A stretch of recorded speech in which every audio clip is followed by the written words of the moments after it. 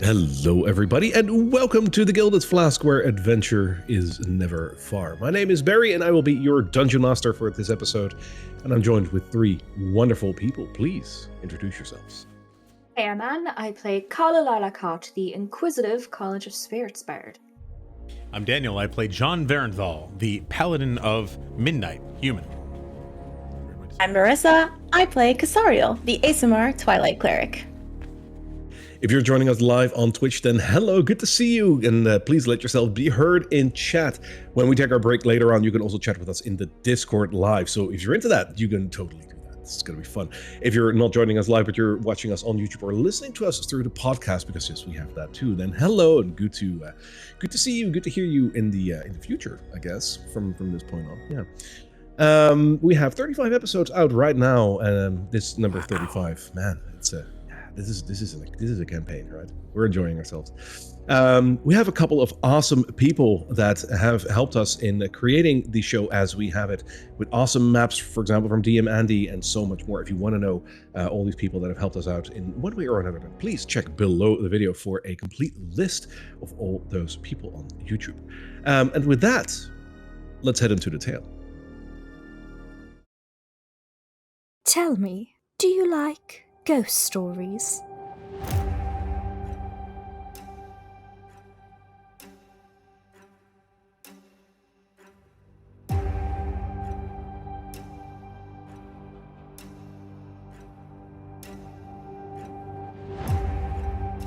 I've been investigating people vanishing mysteriously into the night, never to return. It looks like I've found out where they've been. Good evening. I don't like this place. The air feels heavier. Did you hear that? What do you mean he's watching?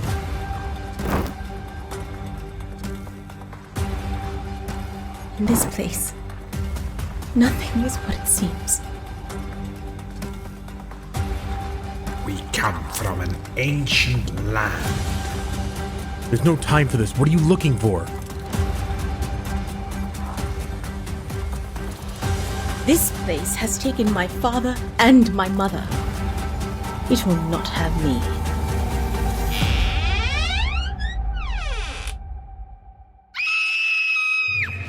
We gotta move, now. Oh, I do love a good mystery.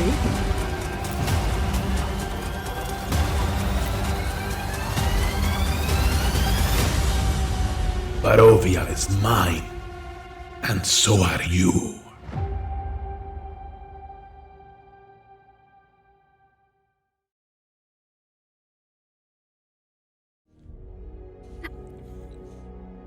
For the 35th time, I'm going to say it. What an intro! Wow, that's great! I love it! Made by our very own Casariel. That is such a wonderful intro. Really love it. Thank you so much for your creativity there. As a matter of fact, like, when this campaign is ending, like, we're not going to be able to make anything that's going to be greater than that. Are we?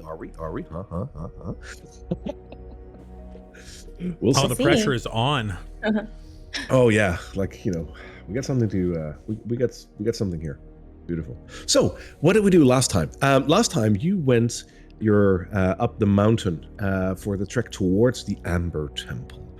You went through the Tsolenka Pass, which is a long, winding path that goes all the way up the Baratok Mountains towards Mount Gakis, where the Amber Temple supposedly should be lying. It's a long path. It's dangerous. There is snow. There is cold. Luckily, you bought some warm winter clothes in Vallaki, if memory serves. And you began your trek. You came across a frozen lake where a very old, seemingly old gentleman was drowning in a breakage in the ice. You managed to save him, rather smartly so, by like using the power of polymorph in That was so a positive cool. way. That was so cool. It really was. It was one of those DM, okay, well, let's just do it like that kind of moments. That was great. Totally saved the man. He was very old, and he told you that that was because of a curse that if he would be brought back to his village, he would be a little better. And that turned out to be true, because when Shu got him closer to the village, he turned back into his old 25-year-old's body. Slowly. You moved past a marker, a waystone, where you came across a shield maiden that was asking for the answer to a riddle, which you very aptly found. It was the answer was time. You then moved to an old, broken-down village near a mountainside, where a couple of spirits were attracted to you, specifically to the Faestaff, apparently, that you had with you. You fought the spirits, you defeated them, and then you went to a secret passage that led to the village that is covered inside the mountain. You met with a couple more people, and they asked a couple of favors. They told you a couple of things about the world, about the Fanes, about the Amber Temple. They asked a favor of John that John didn't really do anything with. You want to know what? Yeah, if you want to know what that is, then he considered it, and he's talking with, was it Roxana, or what was her name? For start, that relationship. Yep. That's I know that. Hang on. Well, that's exactly the problem, is that we haven't had a chance to get to know each other. I would feel uncomfortable just... Moving on. Roxandra, that was her name. Roxandra. Yeah. So I was close. Yes. See, I remembered something. She's... With the Curse of Strahd having like 300 named characters in there, even I sometimes forget the names because there's a lot. So yes, they did ask another favor of you guys. Supposedly there was a large cave bear nearby that was troubling them in their hunts, and they would want to have this bear slain. Thinking that this would be a task for you guys. They handed it to you, you accepted. You went to the place where the bear would have his lair, his cave. You went in there, found a shard of amber. And when you came out of the cave, you were pounced upon by a large undead cave bear. The first undead non-human that you ran into, mind you. You had a bit of a struggle, quite a dangerous one as well. Like Casario took a pounding, but she's still with us. You subsequently defeated the cave bear. It exploded in a large explosion of ambery mist, and you came back down the little path that led towards his cave to meet up with Roxandra again to go back to the village, and that is where we left off last time. I only have one question. Do you want to go back to the canyon sea to have a talk with Roxandra before you return to the village, or do you want to go to the village? Good to go to the village, but what do you guys think? I think we were just going to be walking back and, you know, discussing as we were heading back, but I don't think we had anything of import to discuss with Roxandra yet. All right. So into the village then? Mm-hmm. As you wish. And that is where we will start. And that will be this evening. I will quickly move all of you back. It inverted the I'm nosing. Yeah. I'll just quickly switch those out. No worries. There, that should be better. Yes, perfect.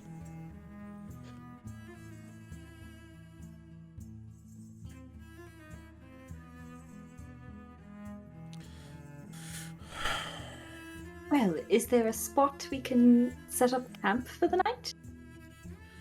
Did we bring Don't anything know back about to show them that? I guess Roxandra can tell them that we cleared out their problem. The bear did explode, so I don't think there's much left to bring back. Do you want proof? Is that what you wanted? Proof that we killed the bear? Well, I Who do think you I've ask? got some brain matter here, perhaps some claw marks here. Perhaps we can fingerprint it, you know, with the claw marks here on my body. Casario's still real grumpy about that. You've also got a little something in your Under her breath. hair right there. I smack him. Bogda and Churros, the leader of the camp, both will join you and hear this. And Churros will let out like a hearty laugh, and he'll say, "Well, you definitely look like you fought a bear. Well done." Roxandra, was this the bear? And Roxandra confirms.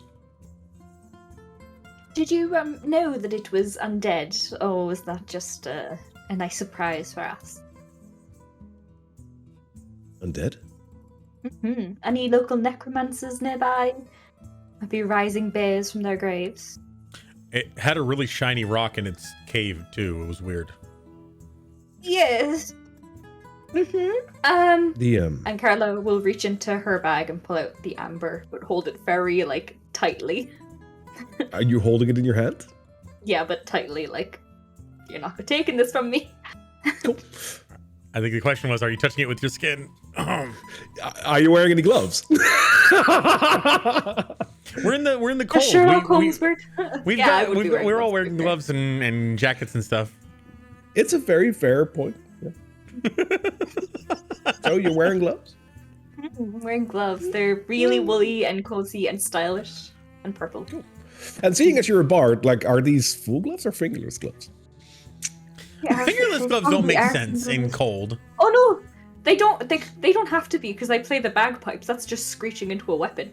It's fine. I'm going to count them as no because it's cold. I'm wearing full gloves. I'm being so sensible for once in this campaign. Fair. No objection there. You're holding the shard of ember though, and Churros will look at that and not really pay it any mind per se, but at your mentioning of are there any necromancers around, he looks the three of you deep in the eye and he says, "We do have the occasional spirit here that seems to be almost trapped in our village. From what I heard from Bogda, you ran into a couple of our ancestors outside.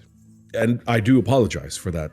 I don't think I can speak on their behalf nor prevent their doings, but it seems that something about the three of you attracted them.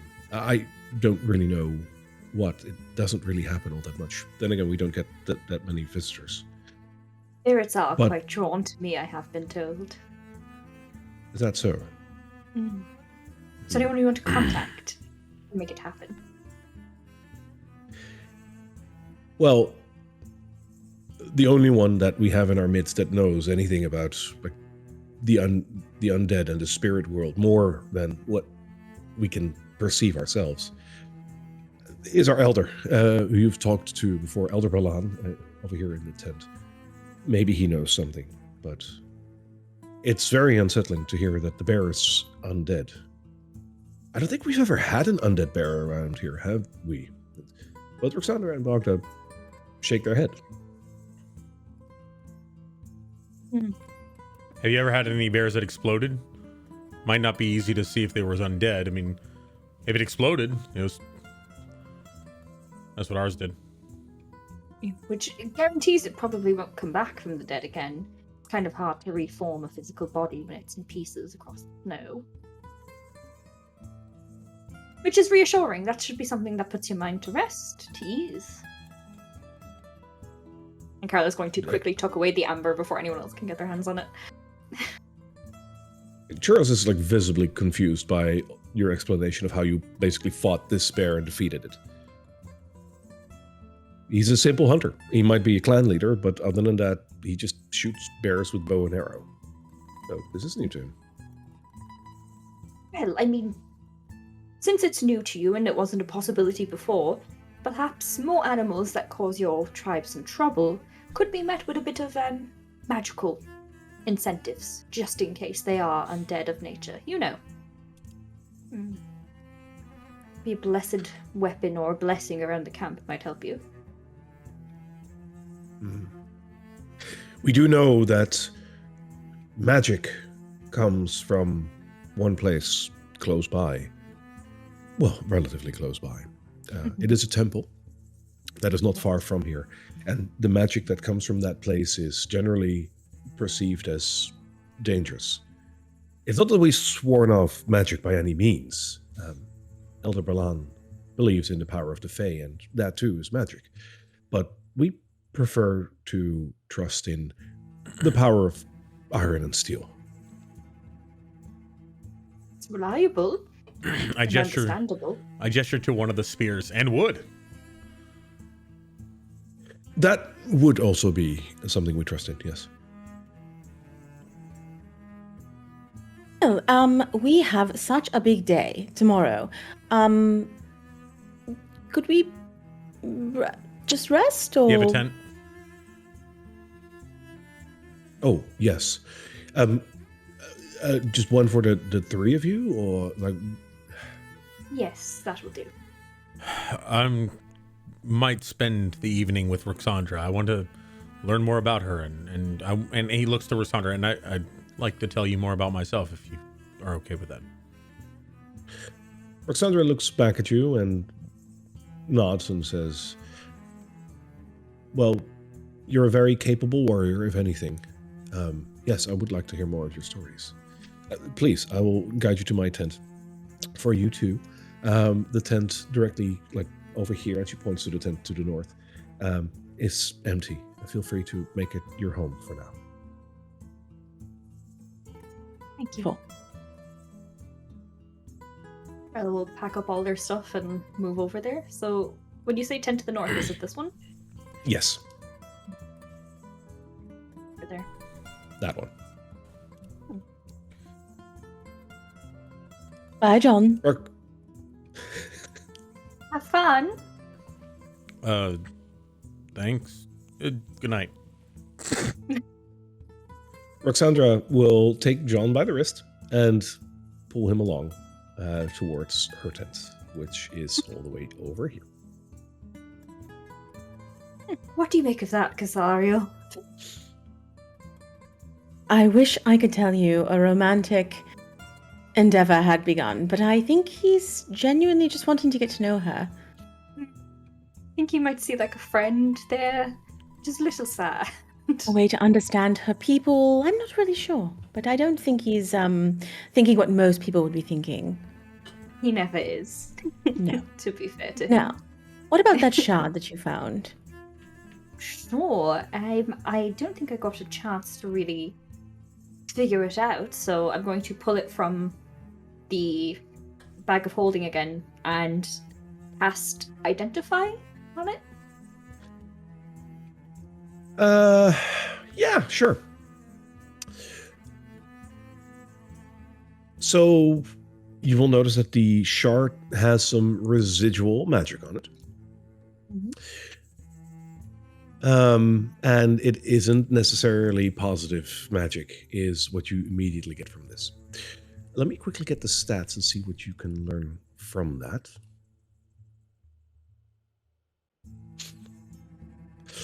Let's see.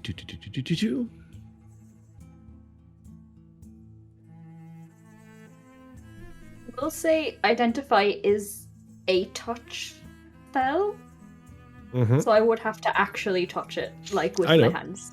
Okay, I know. cool. Yeah. And well, you do this, right? Like you want to know what's The first thing you identify is pain.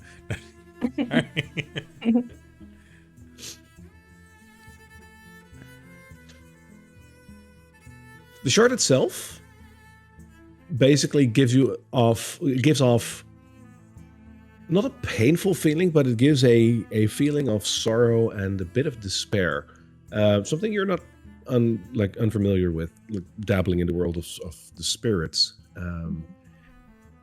There is some lingering feeling that feels kind of like, when you are working with spirits as you do. There is definitely a sense of almost evil coming from this.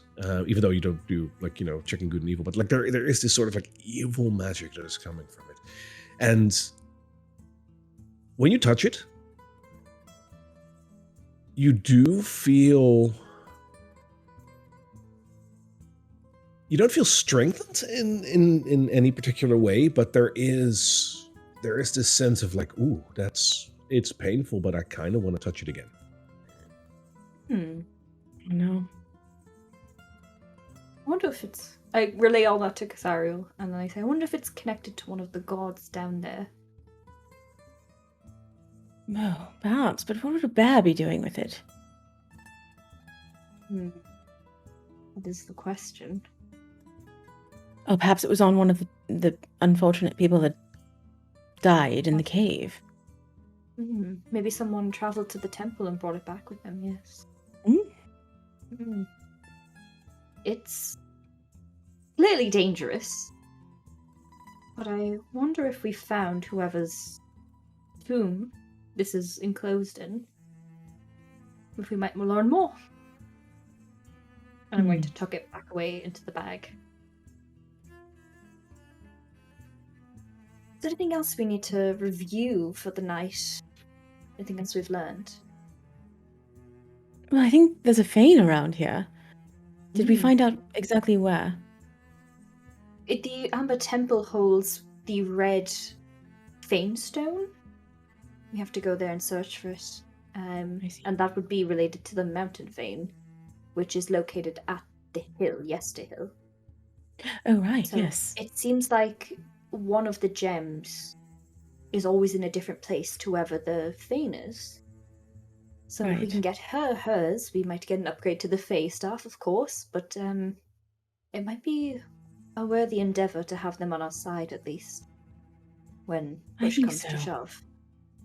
I think so. What do you make of the... Do you remember the necklace that we got in Velaki from Lady Vocta? Yes, I do suspect that might be a scrying object. Mhm. Or, you did mention you sense fiends. I sense fiends within her ritual as well. It could be a demonic necklace of some sort of branding. Right. Have we tried to take the necklace off? I don't know. Or have you? was it an actual necklace? You don't have it equipped. Yeah. Carla will try to take hers off to see if it'll work. You can. It can be destroyed, and I'm going to heat metal and try to just liquefy it. Okay, you can. The metal is just utterly destroyed. Like, this is no longer a necklace. Doesn't seem to be magical properties, so it must be some sort of scrying device. Maybe we should leave them here. I'll take mine off. Perhaps for the bag of holding? I'm going to take hers and kind of like shove it in the bag of holding and say, Bagman, if you're interested in trying metal, this could be a good tasty treat. Oh, but we just might want that for later, so maybe not John has that. his. Okay. We could, if we need some to identify, we could get John's, but I think the less we have on us, the better. All right then, Don't worry, I Bagman. won't eat it. I think he likes material, cloth. It's Right. fabric. Mm. Can I ask you a question, Kazariel? Of course. Your mother mentioned when she was talking to you that she might...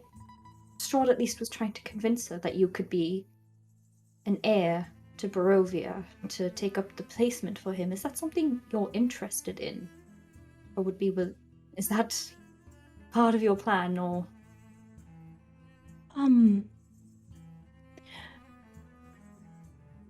Did she say those words? Because I thought I heard them too, but doesn't that sound ridiculous? Little. Especially if you're taking his place of pain.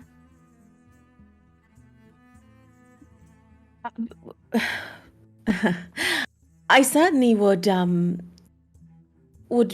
if I could make it better here, of course, I vowed to do that, so I don't really have a choice in the matter, honestly, but there's nothing tethering me to our home, so if it's something that I could do to help the people here, I would do it. However,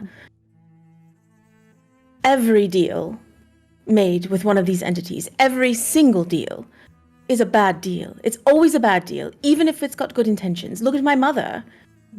I mean, her intentions were pure, and look what she turned into. It's never a good deal.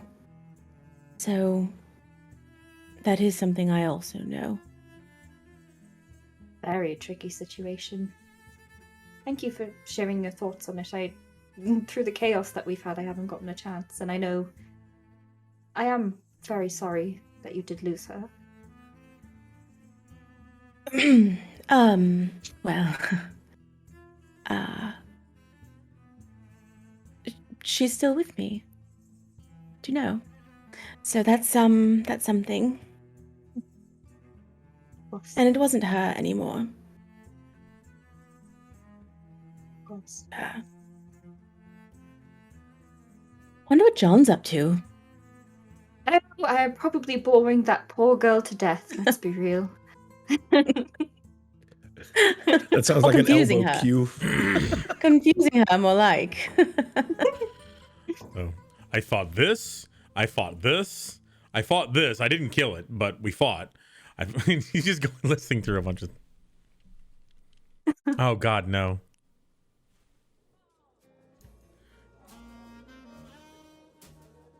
So,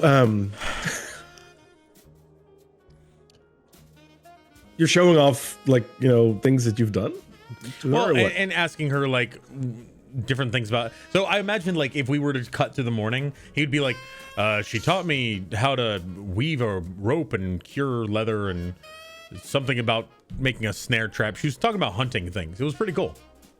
So Roxandra listens to all of this, and while you're listing all of that off, she just like walks around you and just closes the tent flap. We can cut to the morning then. So, you just keep on listing stuff and talking to her like nothing else. Well, I'm watching her do this. I'm also talking about like I met a really old elf guy Oh, who's doing something with vampires over in a tower. Have you heard of a wizard named Xana Exer? No, Okay. doesn't sound as cool as you though. He's going through their adventures in Barovia so far and like asking her questions every now and again. So, yeah. But yeah. So, do you sleep in this armor that you're wearing? No, that would be very uncomfortable. Yeah. So you take that off before you go to sleep. Right, but I wouldn't take it off until I was ready to go to sleep because I mean you never know when you could end up in a fight. Right. So do you do that yourself, or do you need some help? I can do it myself. If I couldn't do it myself, then I wouldn't make a very good soldier, though, would I? No, I suppose not. Well, I guess I'll just go and undress myself and go and sleep. Sure. Then we went up to an abbey. We'll cut to the morning. I tried my piece. All of you can take a long rest. Feel free. Woo! I needed it. Yeah, I imagine that in the end he did end up sleeping in the same bed with her, and they ended up doing the request that they had. But yeah, We don't have to role play that out. I just want to know like the. the fair. Let's see. Okay, so just so we're clear, like we don't have to role play that or whatever, but like you two, Yes. yeah, right? Yep. Okay, cool. Noticed. Helped her out. Noted. Yeah, you helped her out. That's a good way to put it. Yep, you rolled a natural 20 on that. No freaking way otherwise. Cool. The morning sets in, even though you're like basically inside of a cave, so it's very hard to see like what time it is, but you'll notice that people are up and out and about. So the morning sets in, and the other music just picks up again. As you guys wake up, one of the guards will approach the tent where Casariel and Karna are, and he will tap the tent flap and wait for a reaction. We'll poke her head out. Yes. How can we help you? When you're done, we have some breakfast for you, and then the elder would like to talk with you about your endeavors with the bear. Thank you so much. We'll see you in a moment. Casariel, we're being summoned. I'm right next to you, Carla. It's a small tent. Oh dear, I didn't even notice you moving. Like in her ear. Yeah. You can see like over her shoulder, Kazan, we're being summoned. She turns and she's like 2 feet away, putting on a bracer's like, yes, I heard. Oh. Well, just in case you were still Beautiful. sleeping. No, I've been up. I wake up very early to talk to the Morning Lord. You know, ever since I learned my father. Oh, You know. I've noticed you doing it sometimes. I didn't realize you've been keeping it up. Anyways, let's go recover John. Save that poor girl. Yes, let's. Okay. I'm imagining you guys walking next to the tent, and she's just like sitting there with her head in her hands, or like looking bored. And he's like, "Have you ever fought a troll?" He's just boring her with. Tap on the flaps. John, they're calling for us.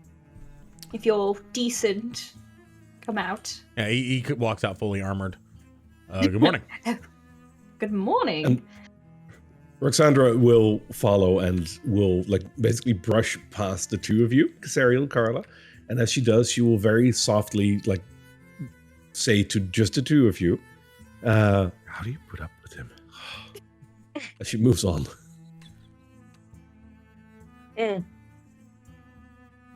Sariel is standing there with her arms folded, grinning at John expectantly. Morning.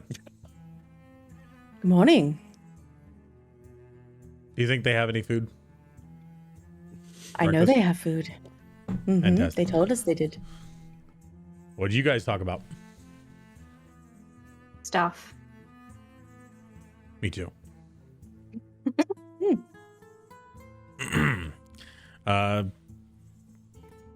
I guess to the cook fires. It was an interesting night. Nothing like that bathhouse.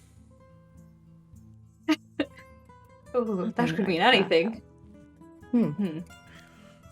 Anyways, I think they serve fish for breakfast, which isn't my favorite, but you know. It is one of the few things that is indeed being cooked. There is probably some meat going, but it's not much. These people predominantly live off of fish. Look for However, the. we'll use the. Oh, go on. I was look for specks of amber in the food. Make sure there's no ambery fish. Roll me a perception check.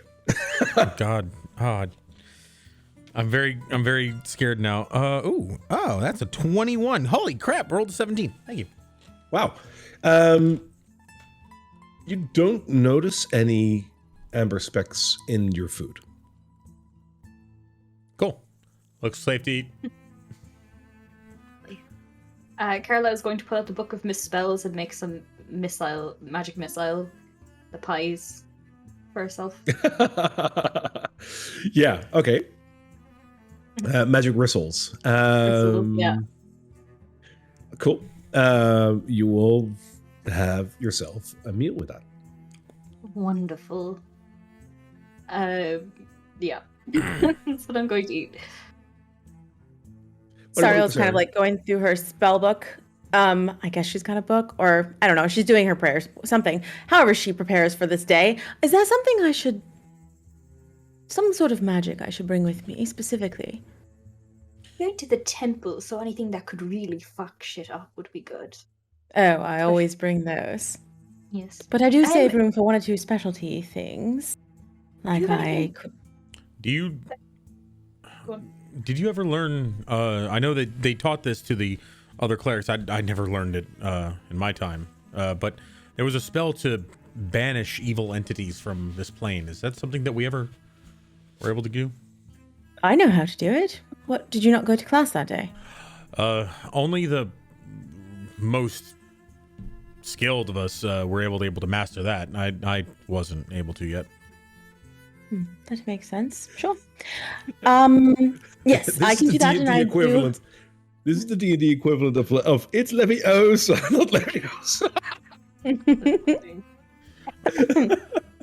do. Yes, I have that prepared, and I also have Well, do we need to locate anything? Do you I was think? thinking that might be a good shout, just in case we come across Alright. anything we need to find. Okay. All right. I'll bring that with me as well. Oh. Gee, let's go talk to that elder. Uh-oh. Oh no. D&D just... No, D&D Beyond just kicked me out again. We're having a moment. Uh-oh. Yeah, we can walk over to the Elder. I was just going through my prepared spells as well, but... It's still there for me. So maybe. And I have yours open just in case, so ask me anything. No worries. Before you go, the leader of the camp, Churros, joins you for breakfast, and he nods at the three of you. And Carla, Kazari, you notice that he takes a long, hard look at John. And when John meets his gaze, he says, "We thank you, and now let's hope for the best." I assume you will be meeting with the elder. Hmm. I guess so. You know, Casariel did the finishing blow on the bear, right? Not him. I can thank her.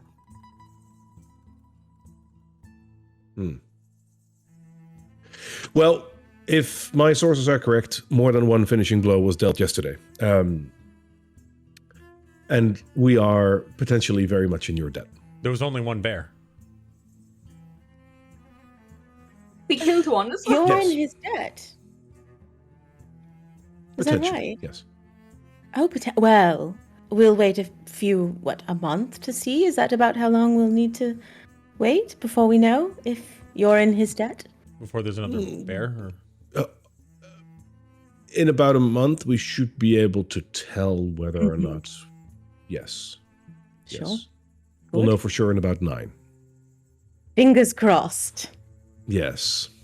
Time works weird here. Perfect. So, what's next? We do need to be getting on.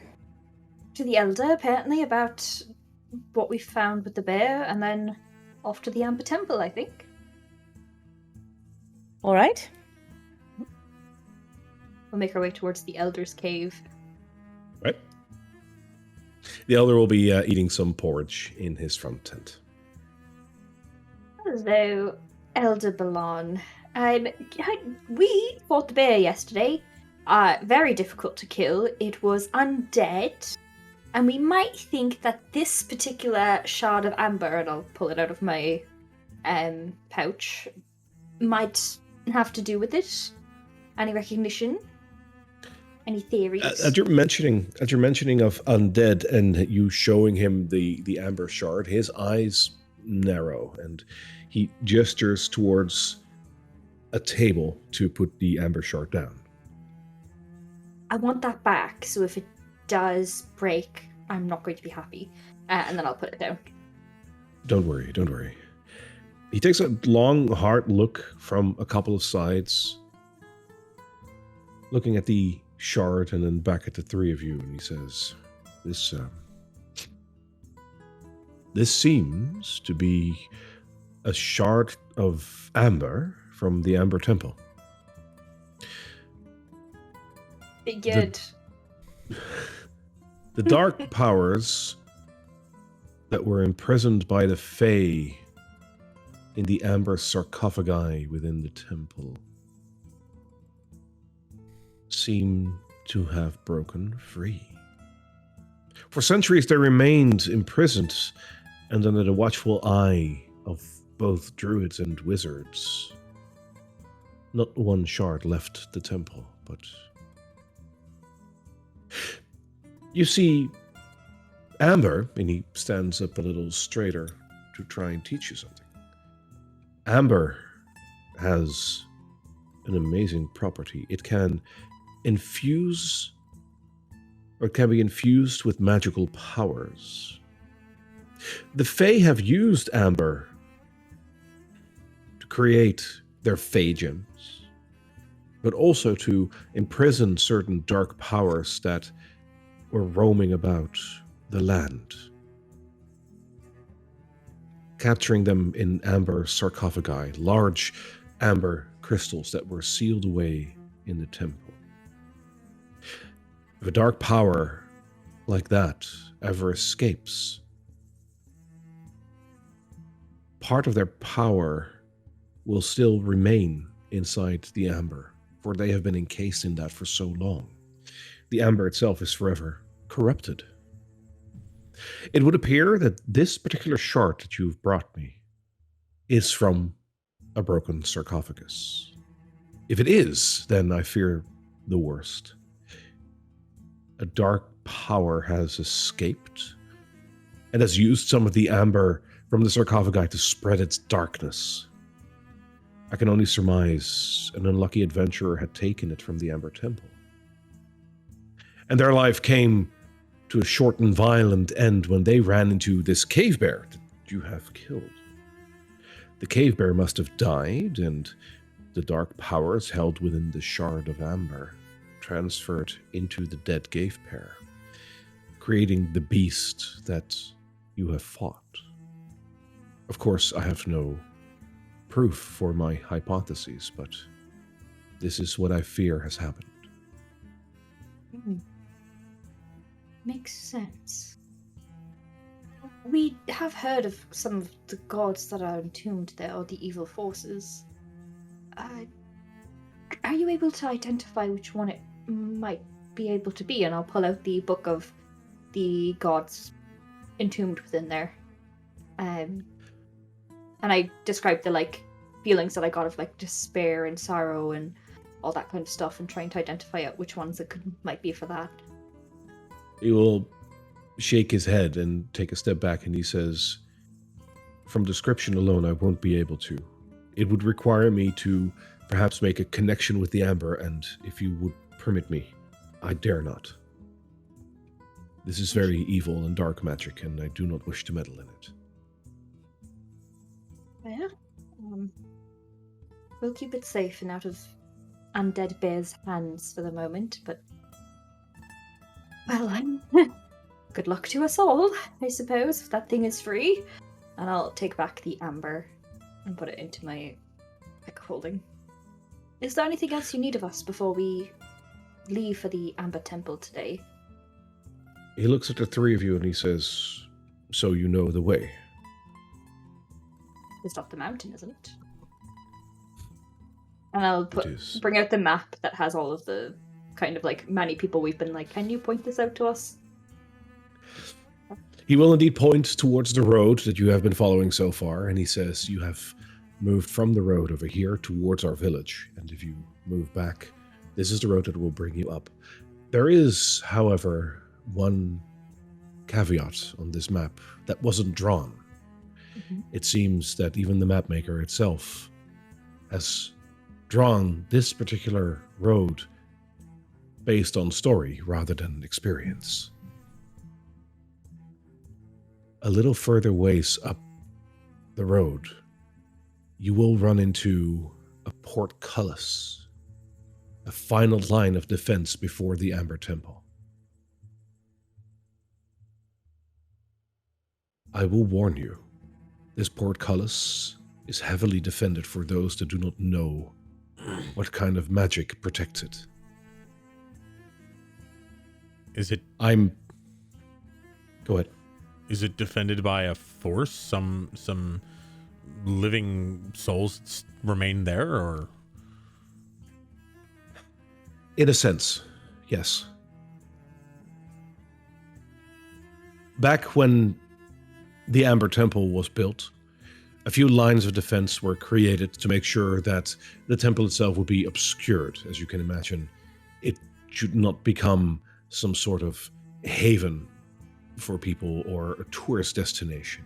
It should be locked away because of the dangers that lie within. This is why this line of defense was created, and it was protected by the Shield Maidens. As such, my people know of this portcullis. What I will say to you now must not leave this tent.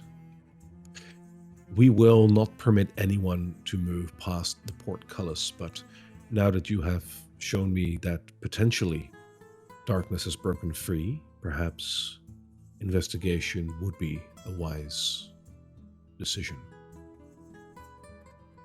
I fear that the three of you, not knowing this portcullis, will not be able to progress any further beyond it without any feat of, well, heroism and potentially large-scale combat. I might be able to assist you, but that will be against the will of my people, for we are here to protect this portcullis rather than just give anyone access. If you are truly set on visiting the Amber Temple, I will travel with you towards the portcullis, and I will help you open it. Beyond the portcullis, however, you are on your own. I will return to my village. If that is okay with you, then I am willing to come along to help you with that. Thank you. I know how difficult it is for your people to leave certain areas, so I appreciate the risk you're willing to take. Will this be safe for you, leaving this place? Nothing is ever safe, but I've lived a long life, even longer than most of the people here. I was already old when the curse beset us. If this would be what I would have to give my life for, then it was not what I planned, but it is what it is. However, traveling towards the portcullis and then traveling back is still within the reach of our curse, so I should be fine. Okay. Good then. Do you need to pack anything before we go? I will get some warm clothes and meet you outside. I Perfect. had one more question.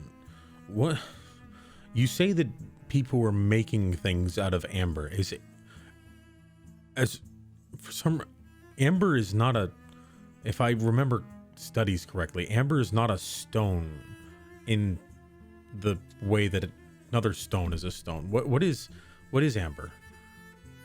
Amber is a leftover residue from eons ago when certain oils and minerals coming from trees solidified into a crystal-like substance. It so happened that near the place where the Amber Temple is built, once a large forest was growing, and apparently enough amber was created there, again, eons ago, to use for this. Were they like the tree that you have back here, or is it those trees? Very much so. I was just wondering. Thank you. I guess we'll wait for you outside. All right. We'll pack up our stuff, wait outside the cave for him to join us. All right. Is there anything else you want to do over here, or do you want to get on the road? Go. I think we're ready to Go. head on out. Okie dokie.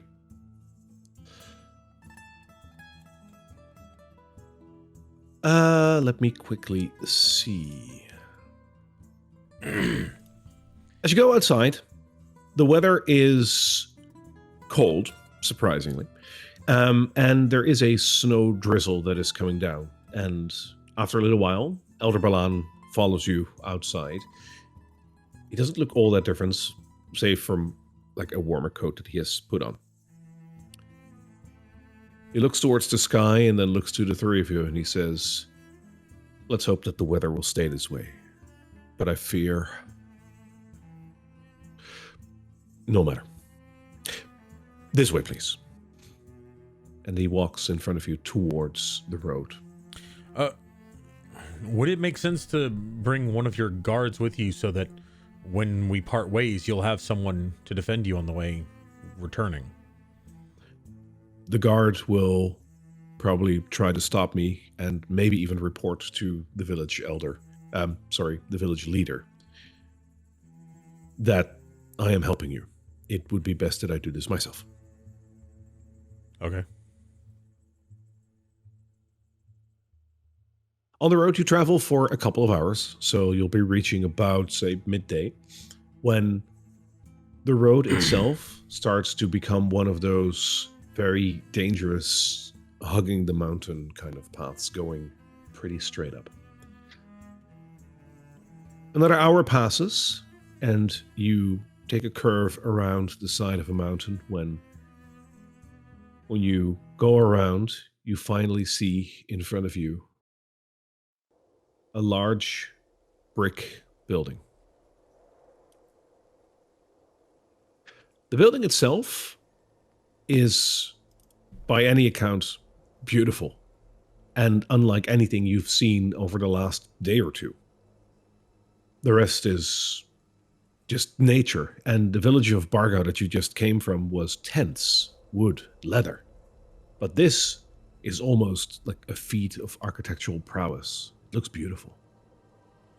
You see a relatively small but very high wall with a large portcullis set into that, blocking the entirety of the road in front of you.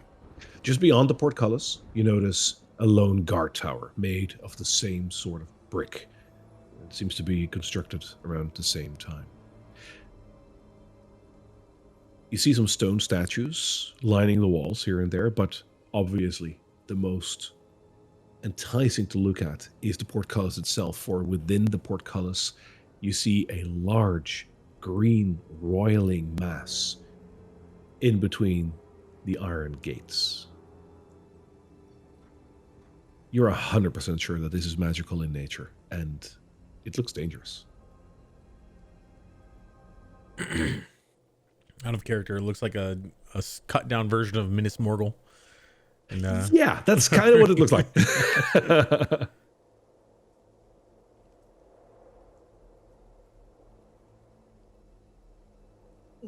Well, I imagine that's the special treatment you talked about in terms of keeping visitors out. It is. So are the shield maidens guarding this? Yes. The wind seems to be picking up a little bit and the weather is starting to get worse. We might as well just head forward. And as you do, you notice that the wind is starting to howl as you get closer. On your right, there are cliffs that fall 500 feet below. And on your left, you have snow-covered cliffs that are rising into the mists above. As you get closer, you begin to hear very faint sounds of battle. But you don't see any battle around you.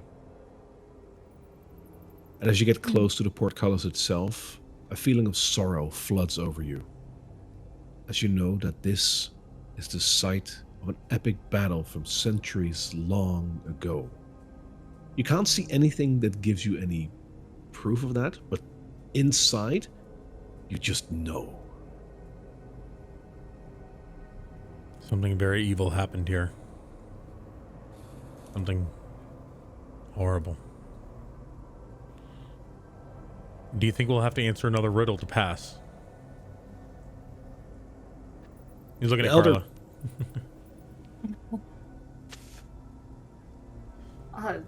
Well, I mean, what's the big secret, I suppose, to how we get in? The elder curls his lip in a smile and says,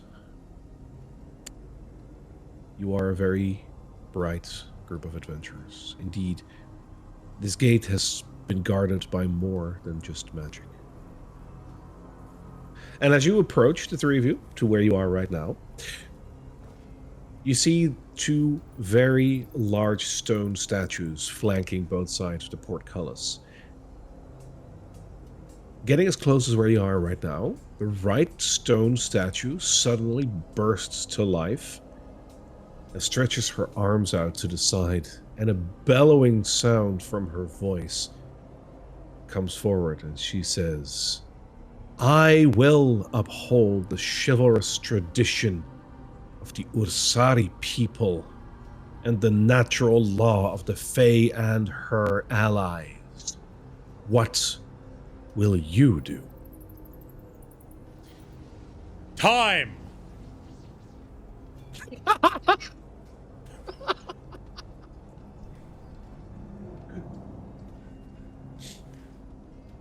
Thank you.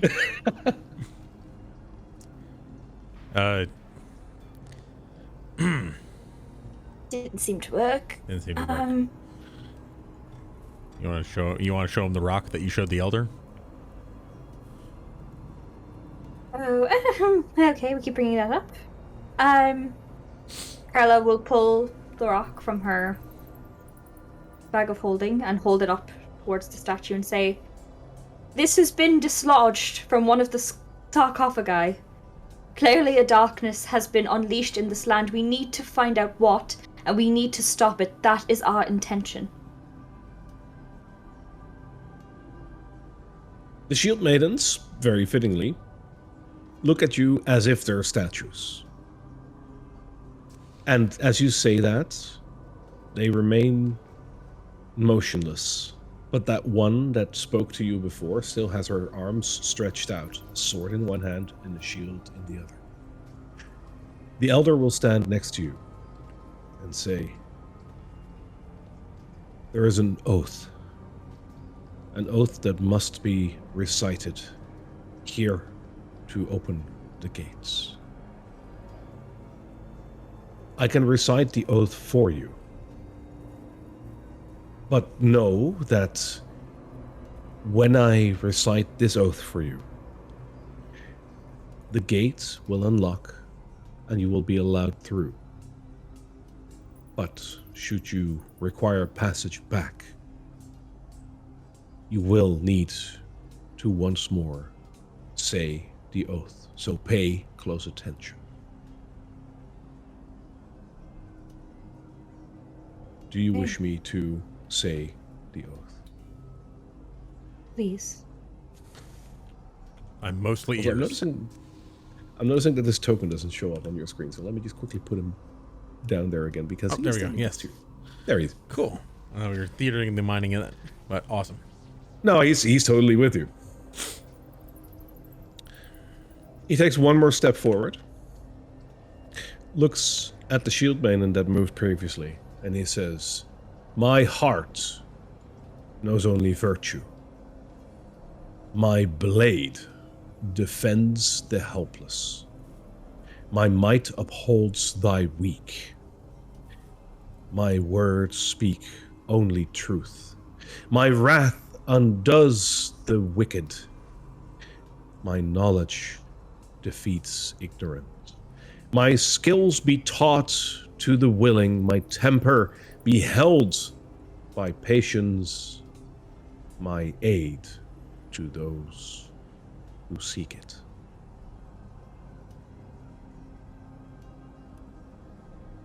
The shield maiden slowly nods and assumes her original form. And as she does, she says, you are worthy, and you may pass. The portcullis very slowly opens, and as it does, the elder looks at the three of you and he says, you have 1 minute to cross the portcullis. I will return back to the village. Do you have a pamphlet or something with that written on it? I don't know if I'll remember. I have but 1 minute. You have to go through. Okay. Yep. Go. Babylon. Good luck. You pass through the green flames that you see over here, unharmed. It seems that at the moment, the green flames do not hurt you. How did it feel? Like, was it tingly? Not at all. It felt like you were moving through thin air, basically. Behind you, the portcullis closes again, and you see Elder Balan has turned around and is walking away. You think we should avoid that tower, or should we check it out? Hmm. We didn't mention anything about it. What does this tower look like now that we're closer to it? The tower itself is, let me just quickly count that, 3 stories high. So it's not that big of a tower, but still a tower. And it looks made of the same material.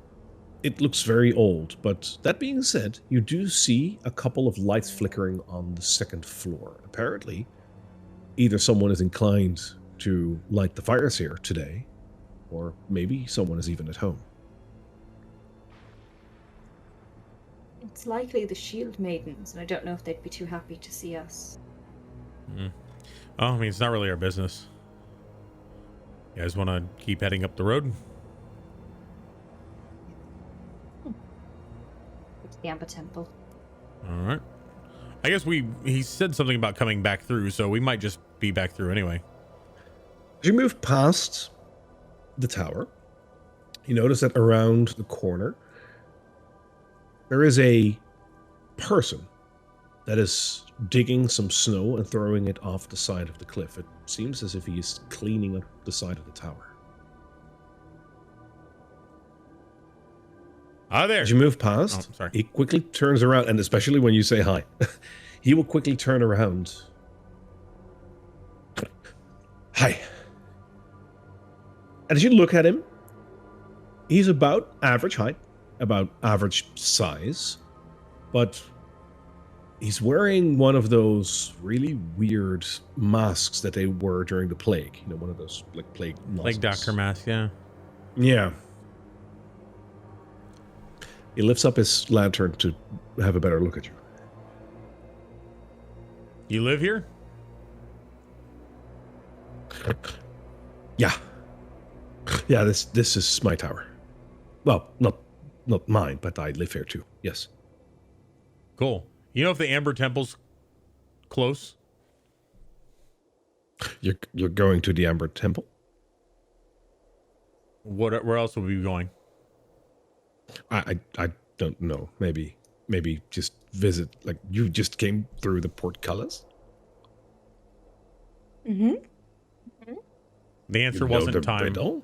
It wasn't time. It was a longer one. Yes, we know the riddle. Yes, we made it through the portcullis, and we are on our way to the Amber Temple. Interesting. Won't you come in to warm up for a second? I'm sure that Lady Ludmilla would love to talk with you. Oh, we've heard that name before. Do we Yes, know? Absolutely. Mm-hmm. Ooh, we have heard her name. I was Do going you to know? rifle around in her notes. So, Lila, tell me about her. Is she nice? Is she friendly? Carla will say she sort of like immediately starts schmoozing this fake Dr. Mask guy. She's a very studious lady, and she likes to be alone most of the time. But anyone who is interested in the Amber Temple would be a welcome visitor. Yeah.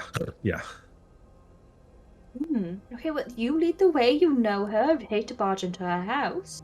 Is she a demon who escaped the Amber Temple? I don't want to get tricked. No, Okay, cool. No, but why is she way out here?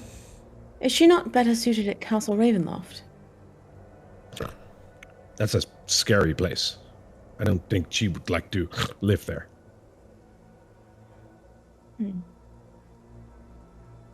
Casariel, who's Ludmilla again? I thought it was one of Strahd's consorts, but perhaps I'm wrong. Like Escher? Right. A wife. Well, I don't think so. Lady Yes, Ludmilla just lives here. She doesn't get much visiting. Most certainly, there's probably more than one Ludmilla. This is a big place, after all. And we are in something of a hurry, so we'd love to come in just for a moment and say hello, and then we'll be on our way. Yes, of course. Let me open the door for you. Yes. And he walks towards the front door, unlocks it. And goes inside. Insight check, this gentleman. Yes. Does he seem like he's luring us to our death because he doesn't want us to go to the Ember Temple? That's like an automatic succeeds because welcome to Barovia. But My insight's a 19. My passive insight's a 19. FYI. You are completely right. Ludmilla was on the name of consorts. I'll pull that out. They're like, oh, well, so, as a quick side note, where did you find that? on Rudolph's wall. Yeah, Okay. in the Mage Tower. Cool. For your insight check, you have a 19 on that. This guy is sketchy, of course, but is he leading you to your deaths? He doesn't seem that dangerous or anything. So there was a certain genuine interest when you mentioned the Amber Temple. As to what and why, you've no clue, of course, but that it didn't feel threatening. So, with his lantern being next to his head, is it actually a Plague Doctor mask, or does it look like a beak? No, it's an actual Plague Doctor mask. He's completely covered. And other than the mask itself, he's wearing like the whole shebang. The leather hat, the leather coat, leather like gloves. He is covered as if he's scared of something. Not that he's portraying that he's scared, but like there's not an inch of like actual human that you can see there. Are you allergic to snow? No, but it is very cold. Please, come inside. Okay. In Casariel's head, Carol is going to say, no, she is a consort, but it might be a scenario like your mother. Maybe she didn't ask to be. She might be on our side, or possibly valuable information on the Lord of the Land if we play our cards right. Possibly. It's interesting that she's got a tower right by the most evil place that exists here, but sure. I think we should probably just go and pop in for some tea. Do you think? I think we don't take anything she offers us, but we scope the place out at least. Better to know the enemy than not. You're right, and John's already in there, so let's go make sure he doesn't drink anything. Ah, so true. Do you have any tea? He's asking him. So fitting. So as you come in, the ground floor of this tower is bitter cold. Like there's no snow in here, of course, but it's cold as balls down here. But while it is seemingly cold, it is certainly not abandoned. Like you know that apparently someone is living here, but you see around you boxes of supplies that are neatly stacked around the walls. There's a hearth down here that is prepared for fire and for cooking, even though it's not burning right now. You see a stone staircase that is leading up. There is also a small alcove to the northwest, and there's a floor grate.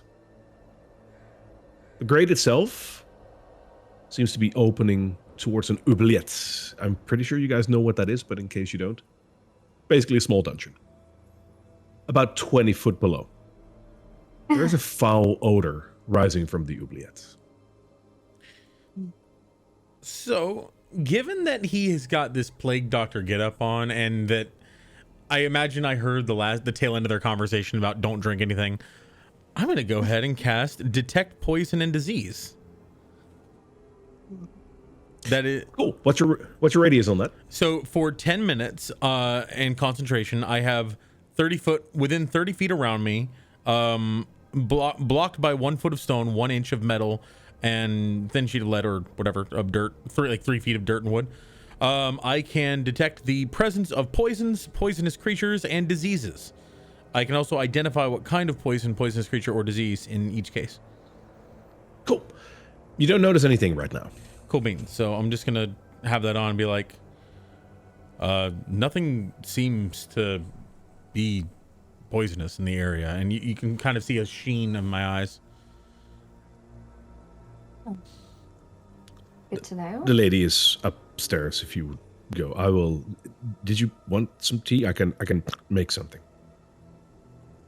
No, you should lead the way. I don't think she's going to be very happy if we just barge in there, I don't imagine many people come up here. So, save us all the pain. You go first, lead the way. Oh, okay. And he goes first. Or any people ever. Oh, yes. That's cool. It is, right? Yeah.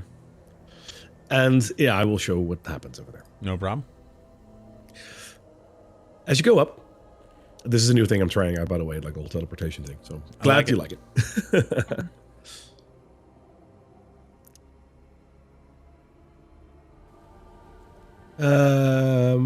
What's even better is that your tokens. Oh, no, your tokens are there. I was going to say. Yep. There you go.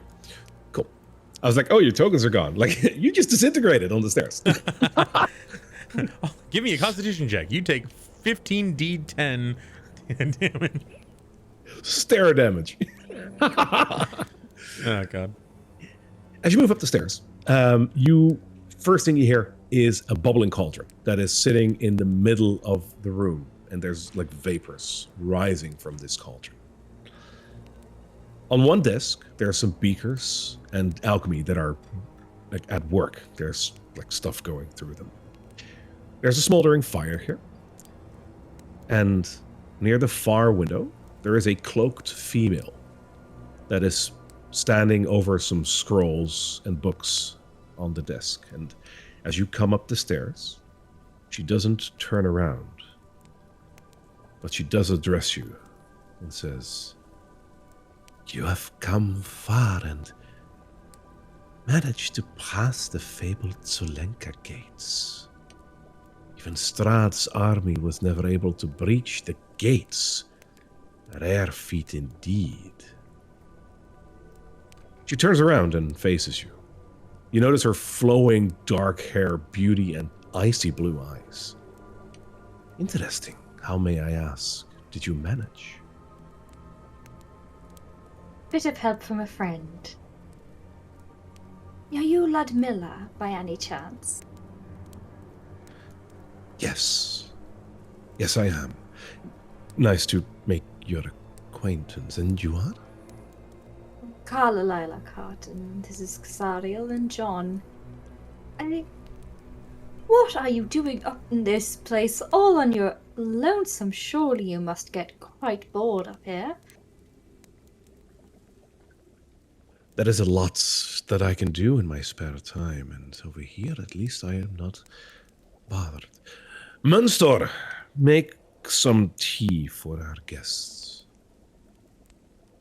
And Munster just jumps into action as she says that. And he's like, yes, mistress. I'll just get right to that. And he runs down the stairs. I mean, didn't Right, where was I? Strahd must have made it through the gate at one point. We read or saw or something in a book that he was at the Amber Temple. Yes. It seems that the lord of this land has managed to breach the temple, but he was alone, not with his army.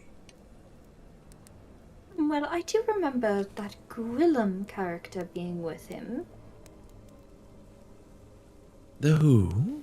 She says as she gets a little closer to you. General Gwillem? You met her, long blonde hair, very beautiful. And 3 of his lieutenants, I think. Were we his lieutenants? We could have been anyone. to Yes, him. we were there. Yeah. Yeah, you were like his lieutenants at the Well, time. right. He's like trying to get that from them. 3 of We his were with him when he found the tomb. So, I wonder why you didn't know that. That's interesting Strange. information. I've been studying the temple for quite a while, and this is something I did not know. I know that the lord of this land has visited the temple, but I didn't know there was anyone with him. That explains so much.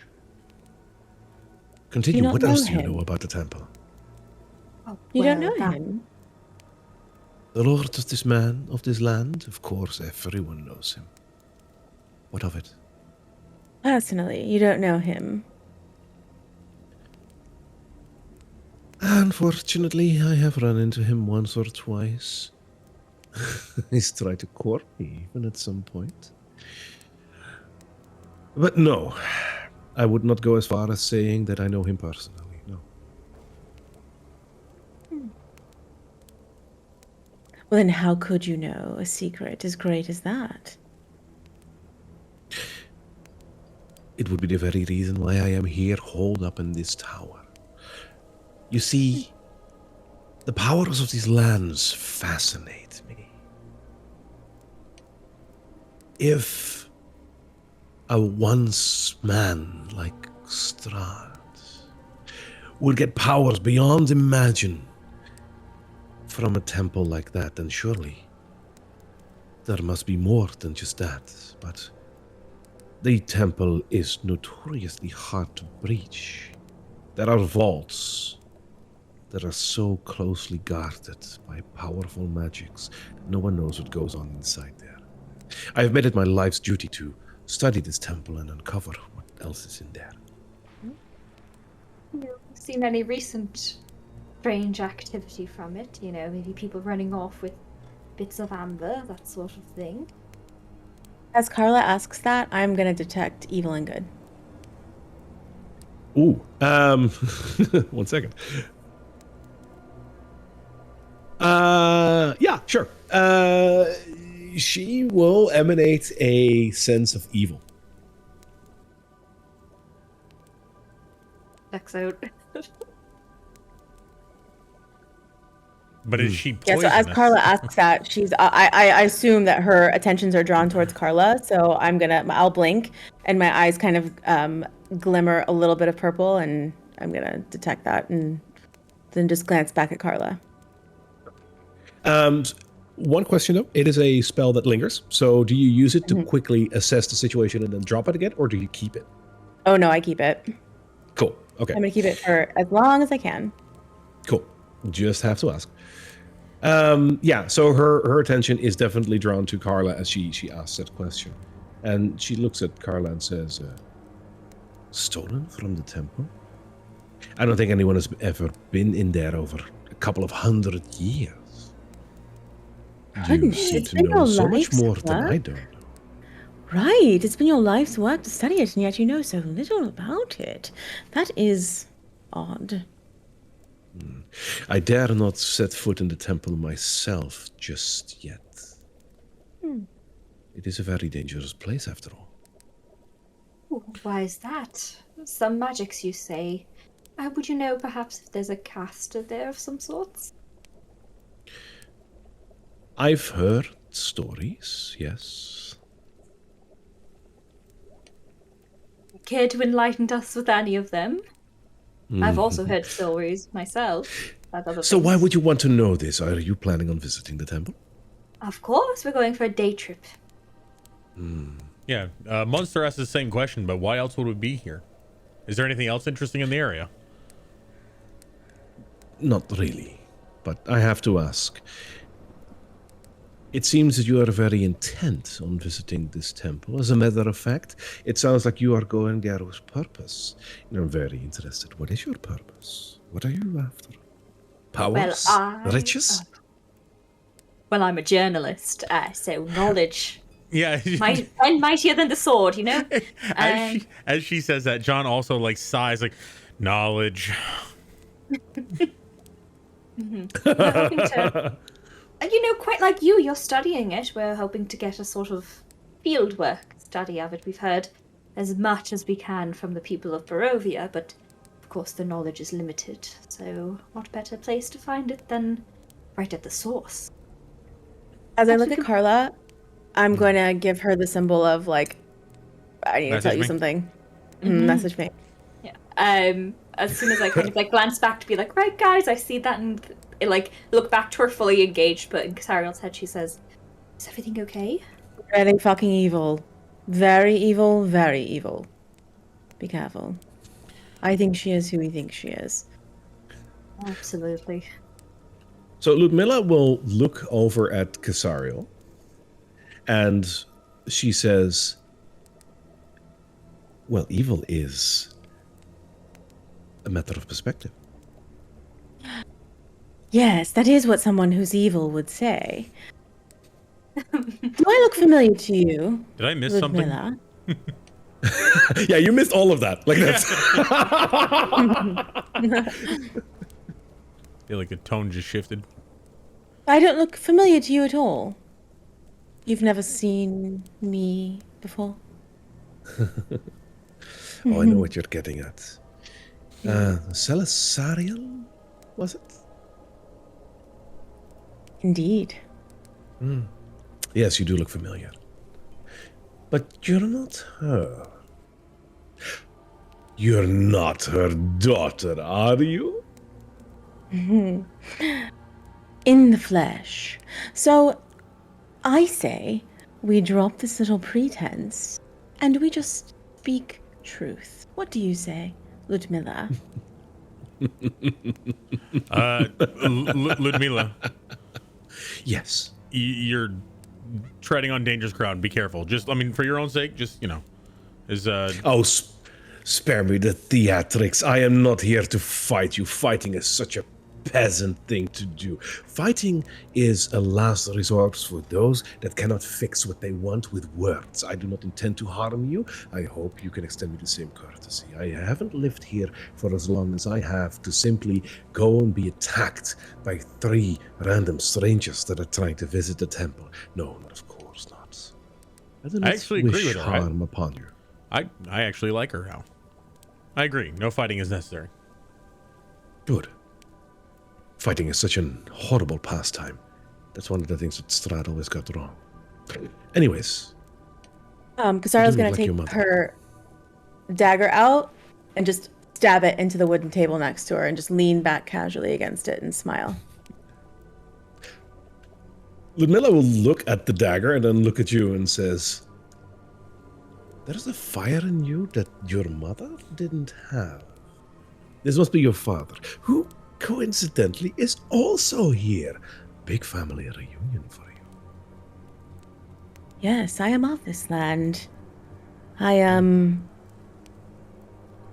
a bloodline on both sides of this land. Quite powerful. Yes. And if my sources are correct, perhaps even offer to tie in to the blood of the ruler of these lands, right? Don't get your blood up. It hasn't been discussed yet. Jealousy does not become you, Ludmilla. You think I am jealous? No, no. Strahd is an interesting man, to be sure, but I have no interest in that department. Not anymore, at least. It's been too long. Did he banish you here? To No, watch him? it was my own volition. Tell me, would you care to help me out with a little predicament? Because if you would, I would be willing to share everything I know with you. Depends what this predicament is. We've been conned into some really nasty deals before. Yes, You want us such to- is this land. Sweep all the snow off of your area. I like your proposal of handiwork, but no, I have Munster for that. By the way, Munster, where is that tea? And from downstairs, you hear like a muffled, "Coming right up, ma'am." Right. I wasn't lying when I said I was studying the temple for as long as I could. I have a couple of suspicions about the temple, and a couple of things that I know about the temple. I know the temple itself holds vaults. These vaults contain very powerful magic. Very No. interesting magic. No. What do you mean, no? Don't they? It is telling us information that is quite shocking. What else do you know?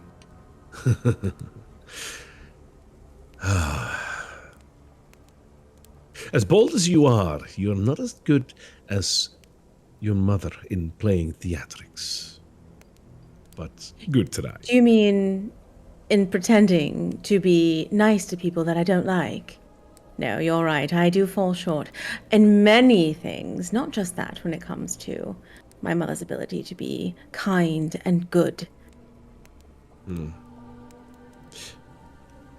I will say this, dear. Your mother was never meant to be here.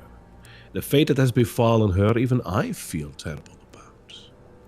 Strahd is a monster, and the things that he has done to the people around him is despicable.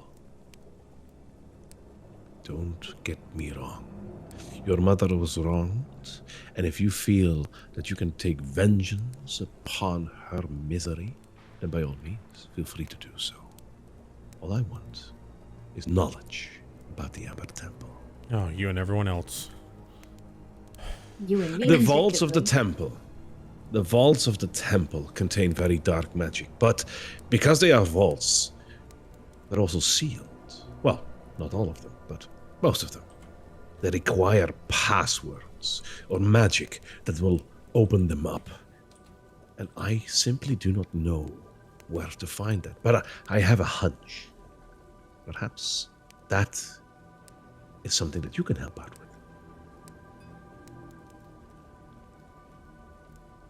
The Amber Temple has secret places where ancient knowledge lies, and perhaps also clues or information about these passwords. Unfortunately, I have never been able to find these myself. But if you are going there, and you are willing to share any information and passwords with me once you come back from the temple, then in exchange, I will share what I know and help you where I can. How does that sound? Sounds like we're going to the awfully dangerous place to do a lot of very bad work. For you to sit pretty and give us knowledge we might be able to attain somewhere else. Physical things, things of power, promises that will actually stand. Those are things we will make deals in, not knowledge. I'm never short on finding knowledge.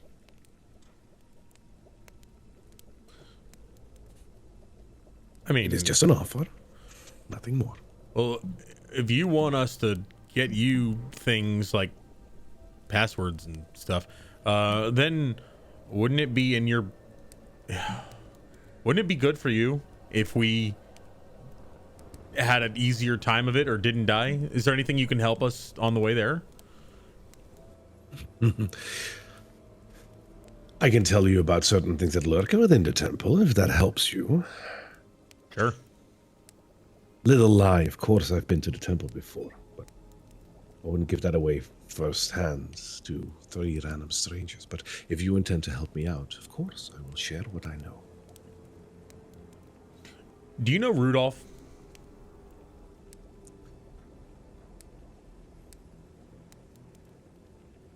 Maybe. Who is he?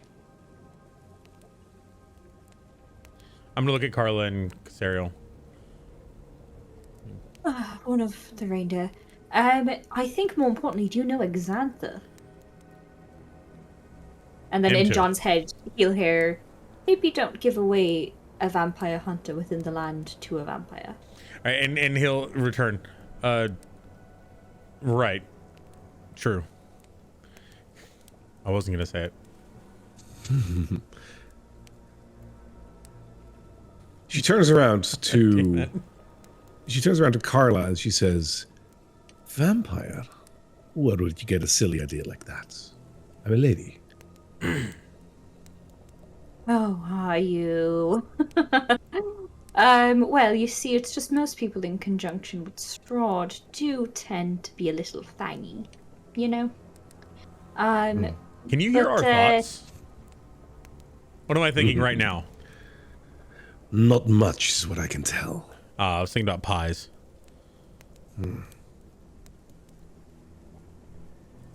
Anyways, Exantha, he previously occupied the temple I have seen wizards who have gone particularly sour and mad with immortality. They become things known as liches. Is that something we might be looking out for when we enter the temple? Or is he still alive up there somewhere? Do I take that this is a promise to deliver me any knowledge that you will obtain from the temple after you're done there? I'm going to stop you Yes. right there. We will make no deal with you.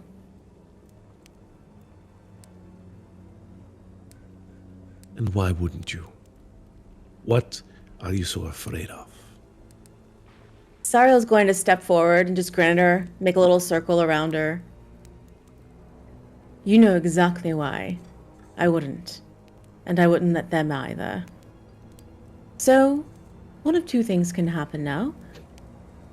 One, we can go and leave you here in your tower to do your research for the rest of your life. Or two, well, you'll try to stop us from doing that. And then I'm sure you know what would follow. It is up to you. Give me an intimidation check on that, because it's cool, but like I'm not really sure what to do with that. So give me a roll. That was pretty good. Ooh. 8. Oh! Love it! If you take after your mother, I feel that I can say that you share at least one trait with your mother, which is that you should be intelligent. And as such, I do not wish to insult it. I have made it very clear that I do not wish to fight you, nor that I wish any harm upon you. If you wish to go to the temple, that is your own volition. You are free to go. I am not holding you here. I am simply trying to barter a trade between us, because it seems that we have motives that would connect in some shape or form. I would acquire more knowledge about the Amber Temple, and you perhaps require a bit more preparation before you know what you're getting yourselves into. That is it. Nothing more. All right. I think I know what the problem here is. What do you intend to do with this knowledge? Are you going to do something crazy that hurts a lot of people?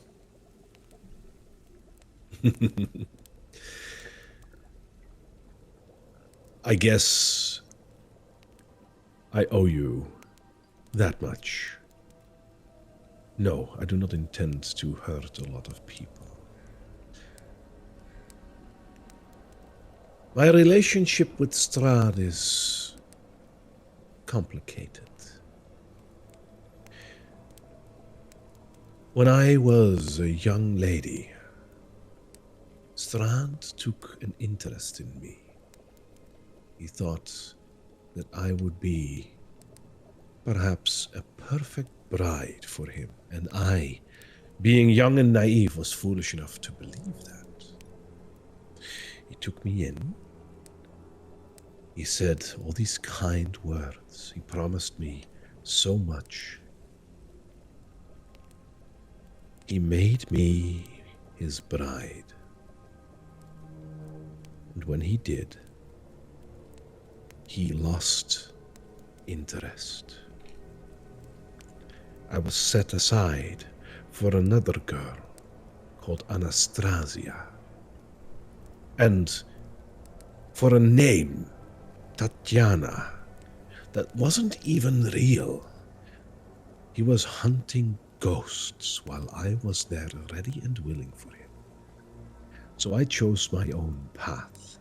I went into the mountains and chose to hole myself up here, to pursue knowledge and learn of the terrible curses that this land seems to hold, to learn more about Strahd, and perhaps see what I can do about his predicament. Because nobody forgets about me. And that is why I want the knowledge. So if you can help me, I would be more than courteous. Well, instead of a bargain, Perhaps I can offer a plea of help instead. We have very similar ideals. I don't care for what he's done to women like you, to Tatiana, to his new conquest with a girl we promised to protect named Irina. We want to stop him as much as you do, and putting our heads together might actually work better than trying to make deals and bargains. Our knowledge will be your knowledge, but you just have to trust that it's in safe hands. Oh, and I will. But do you trust the same thing with me? No, I see the way you look at me. I don't trust you at all. I'm sure you can tell that from my thoughts, though. Unfortunately, I can. And part of me says that I cannot blame you. But it does make our situation a whole lot more difficult.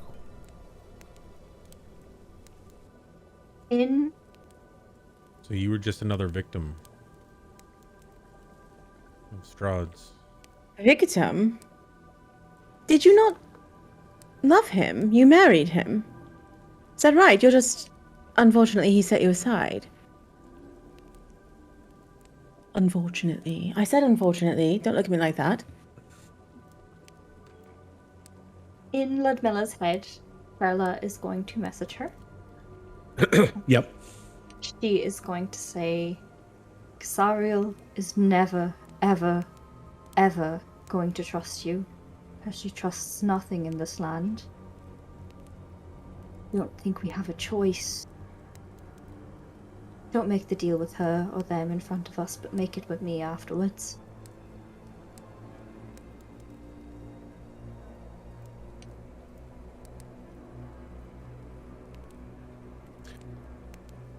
She will answer you in your thoughts and say, grab the charm from my table that you are looking at right now. We would be able to communicate after you leave my tower. On the table itself lies a small gemstone. Do you take it? Ella will absolutely take it while they're probably posturing at each other. I'll try to sneakily take it, if I can try and sneak it away so that no one sees. Do you want to roll for it to see if they notice, or is your party going to let you? John's lost in thought. Then- He's kind of looking down. He's not even paying attention to Carla. Cool. Casariel? I would say my passive is 15. I feel like if you roll above that, then I wouldn't have noticed. I Fair. roll a dirty 20. There you go. I was posturing. Yeah. Unsuccessfully, I might add, with my 8 intimidation. Oh yeah, well you stink. You're Yeah. a stinky doo-doo head. Yep. That's a John Charisma. insult. Damn it. Why? Oh man, yeah. John is actually super intimidating, but I never do anything intimidating. Yeah. Statistically, he is. Literally. He could be. It's my highest thing. Oh my god. Okay. Anyway. As Carla takes the gemstone from the table, Ludmilla will turn to Casariel one more time and will look you in the eye and say, perhaps it is in vain to try and convince you, and make no mistake, I do not wish to convince you of something that you really do not wish.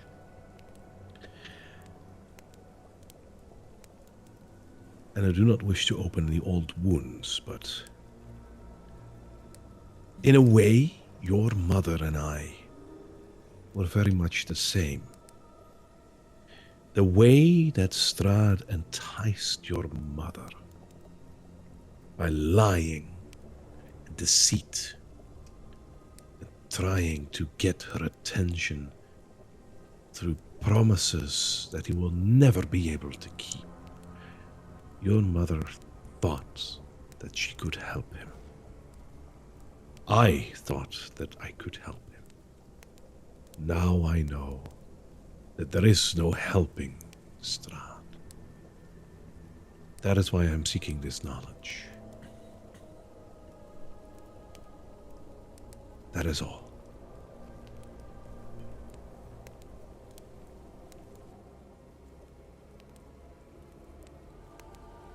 Well, if you're not going to give anything, I think we're wasting daylight. We should probably get to the Yes, end. I'm actually not sure what the exchange would be. You're going to tell us there are monsters that could kill us inside. We already know that. Yes, but do you know what kind of monsters? Do you know what to watch out for? Do you know what this temple holds? Do you really know? Well, I tell you what. Why don't you tell us? And then, if we learn more than you already know, we'll come back and tell you what you don't know. Or you can come with us, if you'd like. As you say that to her, she will look in thought for a second, and as she does that, she telepathically communicates with Carla. And she quickly asks, will you pass on any knowledge that you will run into in the temple to me?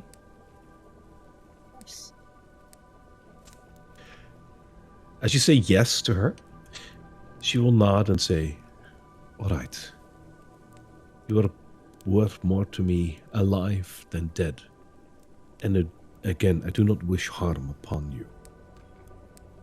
I will share what I know with you. The Amber Temple has been laid to waste, predominantly by Strahd, but also by others in the centuries to follow. The temple is but a shade of what it once was.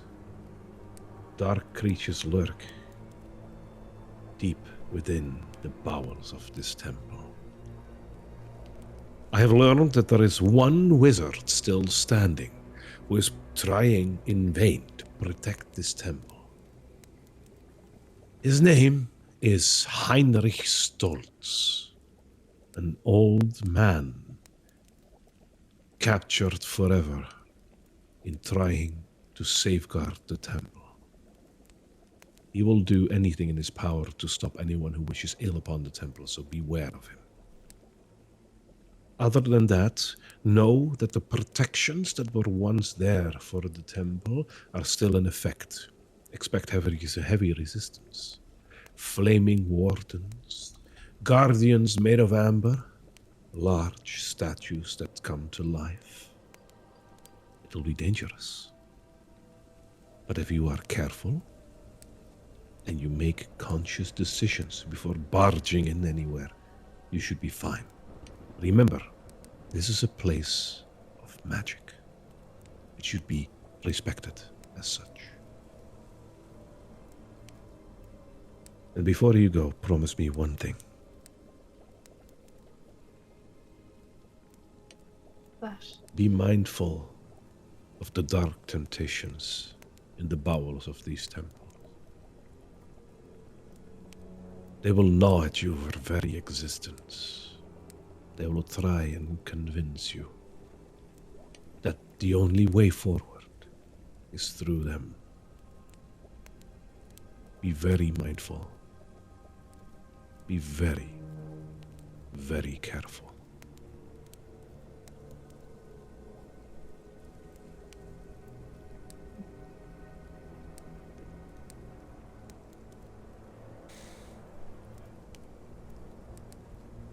I'm just looking at Carla now. Well, are we satisfied? the wizard bit is quite interesting. We'll have to look out for him.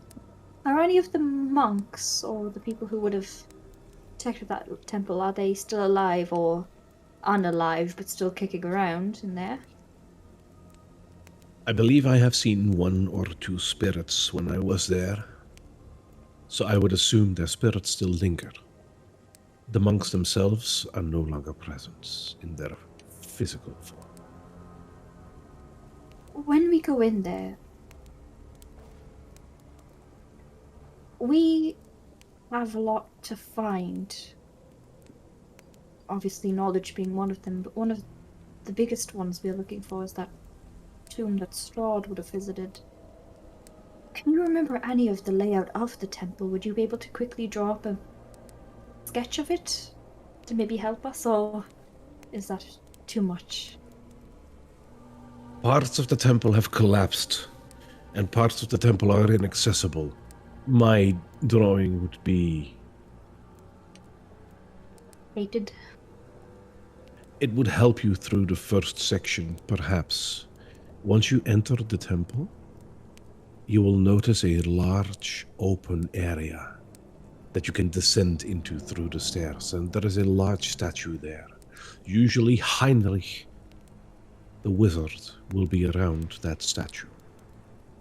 If you go and you enter either to the left or to the right, there will be other rooms that you can go through.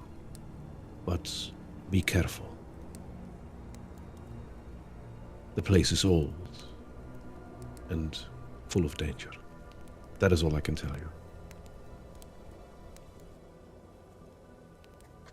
you. All right. Thank you. What are you cooking, by the way? Oh, the cauldron. I'm working on an experiment with some alchemy. Unless you are an alchemist, it might not interest you. I thought you were washing your clothes or something. Never mind. She smirks at you knowingly. All right. Was there mention of tea or? John, As you say you're not that, drinking Munster is anything. just coming up the stairs. Absolutely not. No. The detect poisons last for 10 minutes. Has it been less than 10 minutes since? No, it's been about 10 minutes, so it wouldn't work on this tea. It wouldn't? Okay. No. Your tea. Your tea. What flavor is it? Do you have any? Do you happen to have any mint?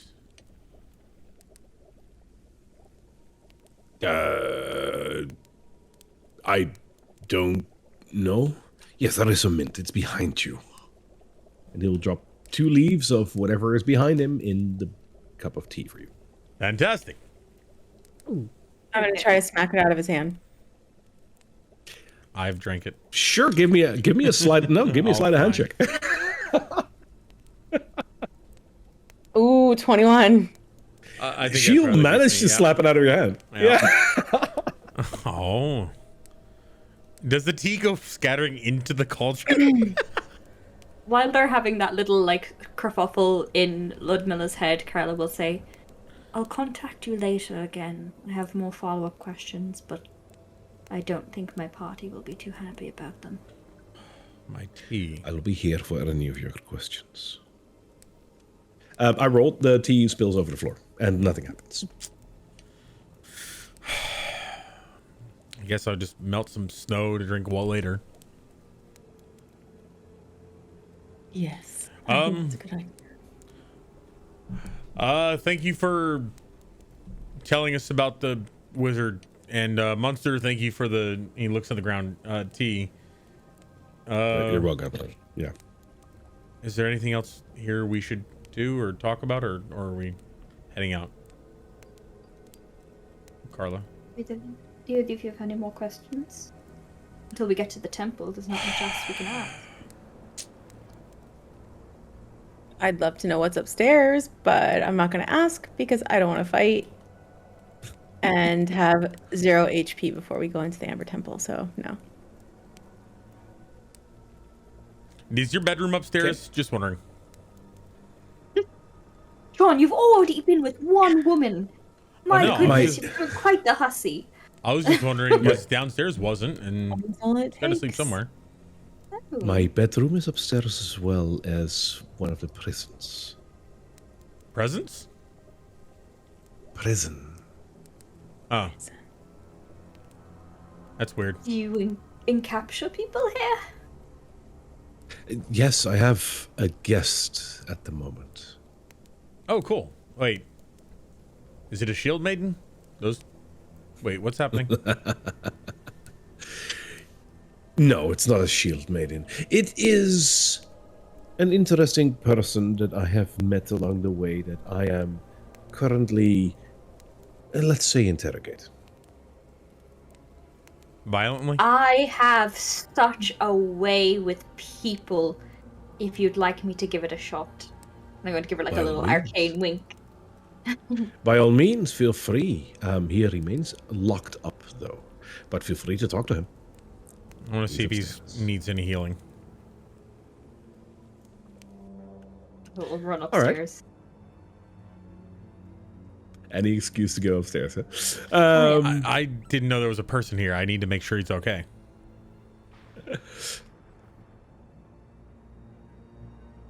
You go upstairs, and upstairs seems to be an area with a couple of walled-off rooms. You hear some scuffling behind one of the doors, and when you get there, it seems to be a jail cell door, one with the bars. Behind that is a gentleman who seems weakened. Like, he doesn't look like he's been beaten up or anything, but he just looks weakened.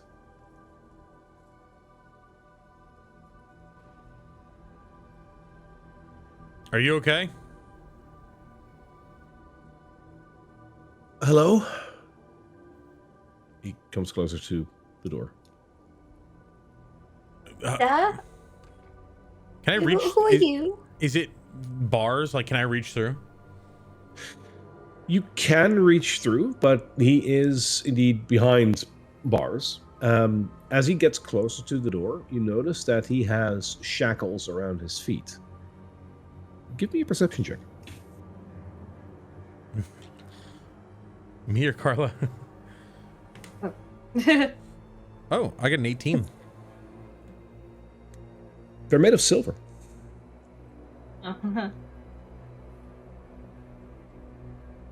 He's got Also, silver. Casariel, you're still at the downstairs. Is that correct? You're damn right. I'm keeping an eye on this bitch.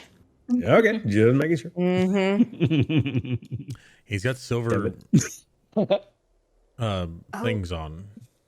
I'm good at evil. Figure out or whatever you do. I mean, When he's you get gonna your senses- he'll divine sense through the bars. There is an evil, sense coming from this guy. Okay. Well, could be vampire, be werewolf. Anything. Well, no, you between. would know what kind, though.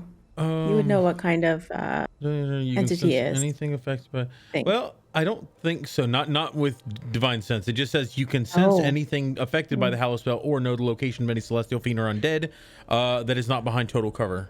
And that's Yeah, it. so that part, however, if it's celestial fiend or demon or undead, I will have to tell you if it's one of those three. It isn't in this case. It isn't. It's just evil. Yes. Okay. Well, he doesn't seem to be. Undead. He doesn't seem to be undead or from the abyss, but he's definitely evil. Are you evil? What? Who are you? Are you here to rescue me? I've been holed up in here for so long. I was gonna, but It's not Miller keeping you captured. What you do to her? I didn't do anything to her. He takes a step forward and he falls to his knees holding the bars. So he's just kneeled in front of you. I'm gonna reach forward and feel his skin, feel his arm, clasp his arm and see if I can feel, is he cold and clammy or is he? Give me a medicine check. Oh God. Oh, okay. Can Carla reach out and kind of grab John's shoulder and be like, be careful, and guide him? Cool. It's That's gonna need it. +4 or plus D4. Yeah. D4, got it. Okay, I rolled an 8 and I got a 3, so I got 11 11 total. total. Okay. You can't really discern if he is hot or cold. But now that he's on his knees, there's one thing that you will, even with that 11, very clearly see. Bite marks. He's got bite marks in his neck. Yes. Was the evil sense coming from him when I detected when I did divine sense? Yeah. Okay. Yeah, it's not that like evil's coming from the puncture wounds. No, it's from him. So, if something is evil, and it captures someone else that's evil, I mean, this is violence. We can't abide violence. Well, we don't know if she made them. He's gonna He's gonna look very pointedly at her, like, really. We were going to a demon-infested temple, and she seems. Do you remember how genuinely dangerous Casadiel's mother was? It's going to be the same deal if we try again, and probably even worse, because she seems to be of her senses. She has no connection to us either. She won't want to leave us alive. So are you here to rescue me or not? We're working on that. Anyway, back to Carla. Shut up, will you? We're figuring this out. The moralities of it. Did she capture you here? Did she, like, bite you? And then she's going to turn to John and say in his head, we really can't get away with anything in here. We're going to just play on her good side for as long as possible. We can't leave him here. We can't leave anyone in pain. Where are we going to take him? Through the terrifying thing? Outside? Where's he going to go? To the temple? Your bag. Off the cliff? Can we put him in your bag? No, Bagman will eat him, or the bag will suffocate him. Or he'll turn into a second Bagman, and I think Bagman would get very jealous, particularly because I do play favorites with my children. Now, do we want to make this a big deal? What's your name, sir? I'm Emil. Emil. Where have you come from? How did you come to be here? I was out hunting, and then I came to when I was here. I don't remember. Monster could have been the one that bit him. How did you get past the fiery thing? I don't know. I was hunting in the woods, not even in the snow area. Near Kresk. Are you two all right up there? We found a prisoner, and we're trying to figure out whether we should break him out. We're not going to say that out loud. We're not going to break him out. John just has calm wild down. ideas. Let's get out of here. John, have you ever heard the phrase, pick your battles? I'm not supposed to leave. I need to figure... He's not exactly good anymore. Is it worth saving if you just have to kill him again? Is it possible that she took a random person and turned him into whatever she is? Maybe could have found him. Maybe he's a victim. Entirely possible. In fact, that is exactly what they do. It's literally the mechanism in which they feed. But out, Also, she can hear our thoughts. I think she's getting scarily good at hearing us being stupid. Either way, like, he is a vampire. We'll have to kill him. I'm gonna look at the door. Is it like a heavy door that looks like it's a prison door made of metal? Yeah. Yeah. We call this a favor to me. Please. We leave this alone for now. If we come back, we come back. Please. All right. Let's compromise. Let's compromise. And he reaches through. I'm going to cast Cure Wounds on the guy. First level. Sure. Go ahead. Okay. So that is going to be... Actually, I'm gonna do it at third level, because if we do get a rest, I get that back. Cure Wounds. That's 3d8. All right, here we go. Do you think I'm gonna give you a rest? I'm just saying, if I get a chance. Who knows, right? Yeah. 9. That's 14 health back. Cool. That makes him a lot more comprehensible. He will stand up, and he is still very weakened, but at least he's comprehensible. And he'll look Carla dead in the eye and says, "You will have to get me out of here." I did not intend to be locked up by that witch. Will I? Oh, lesser men have tried, greater men even have tried to make me do something I don't want to do. I don't like him, John. We're not saving him. Let's go. Yeah, no, You don't know who I am. No, we don't. Bye. And start walking up. Wait. Now you're not curious. Now you're not curious? I'm not there. What? So Who are you? yeah, What makes you so important? How did you get here? Emil? Your mansion, by the way, just in case you're looking for the scale of importance we're on. I'm the leader of my people. I'm sorry. I will not be left alone like this. I have a mansion. Who are your by the way. people? Worked hard for that mansion. Well, so have I. They grow left Oh, and I'm right sure. here, you know. Generation. Grove is based on England. Anyways, So who are yes. you? Who are your people? Why does that make us important? What does that make you important Emil. for? Wait, do we know an Emil from Kresk? I don't know if you do. No, I'm talking to Carla. I'm talking to Carla. Oh, it does sound familiar, but it's one of those names that are sort of thrown around everywhere. So I don't know. Who are your people, Emil? Convince us. And then Yeah, Carla is going to message Ludmilla, being like, I am entertaining John, but I am not going to go against you. Please do not worry. I am just trying to keep him occupied and getting him out of here. I promise. you will get like a chuckle back. Like that is all. Okay. Ominous. Emil will look you in the eye, and there's almost like a yellow lining to his eyes. Like there is a certain anger coming from his eyes. He says, I am the leader of my people. We live just outside of Kresk because the people of Kresk would not want us. Are you a werewolf? We've actually met. Yes! Okay. What's it to you? It makes it a lot easier to leave you here. Oh, okay. I've been thinking of Valaki. I was like, why are you Vistani? Okay.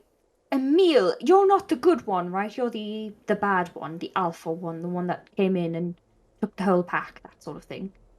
I'm the one that made our people safe. I've done too much to be left to rot here in this tower, but I know that people won't get me. We'll let them know where you are, and they can come get you themselves.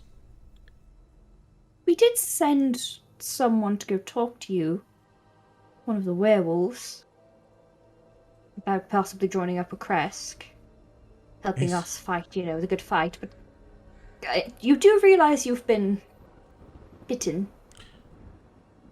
That witch has been experimenting on me. She knows that werewolves are protected against magic. It's part of our curse, and she's experimenting on that. Why are your people attacking Kresk or the Abbey or somewhere? They're doing something bad. We're not attacking the Abbey. The Abbey is one of the last few places where we're safe. The Abbey takes everyone in, including us.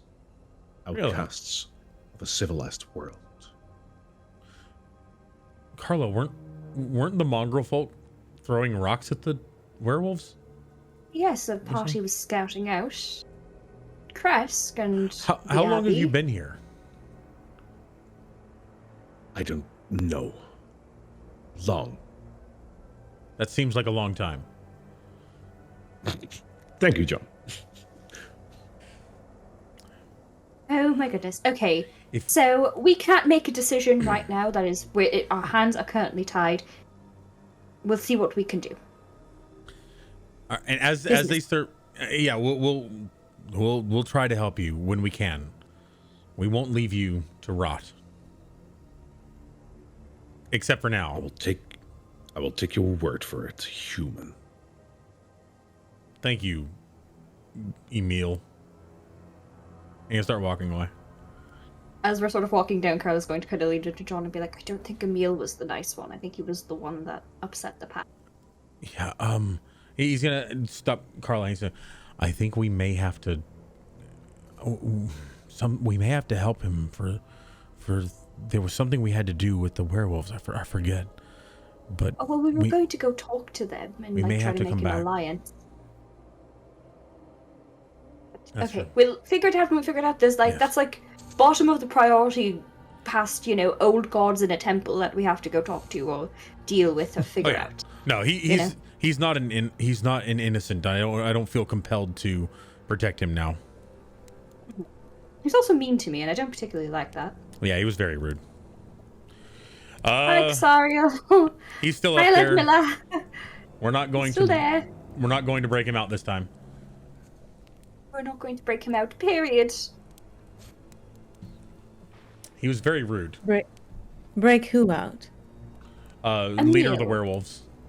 Well, one of the leaders. I think he might have been the evil one. The leader of the werewolves. One, you know how there's two of Interesting. them, and one of them is like reasonable, and one of them isn't. I think he was the one Sure. that wasn't. Yeah, maybe Ludmilla.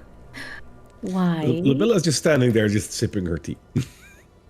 Why do you have the leader of the werewolves upstairs, captive? Experimenting on him. Yes. Experimentations. He is of no use to the werewolves. He would have led them astray. He is evil. He is no good to them. But he is good to me for my experiments. That is interesting. So you think yourself worthy of deeming an entire race unnecessary of their leader? And you're up here. How do you know that, by the way? And how did you capture him? You jump to conclusions very quickly. They still have another leader, one that would be far more beneficial to the werewolves. You think That they sold him current out? leader. Sorry. No, Eskenis The is do the you- one that we want to be good, right? Sorry. Yes. So do you think the other werewolf sold him out to her or something? We did Completely try to convince them to be more human and more full of more humanity. Let's just say that I have my methods to convince men to follow me. Like, okay. We Nope. don't want What? her Yeah. trying it on you. Nope. Let's go. Okay. You know about this more than anyone from recent experience, John Verendal. Yeah, I mean, I hate to say it, but we're all thinking it. The person who has sex first in the horror movie always gets killed first.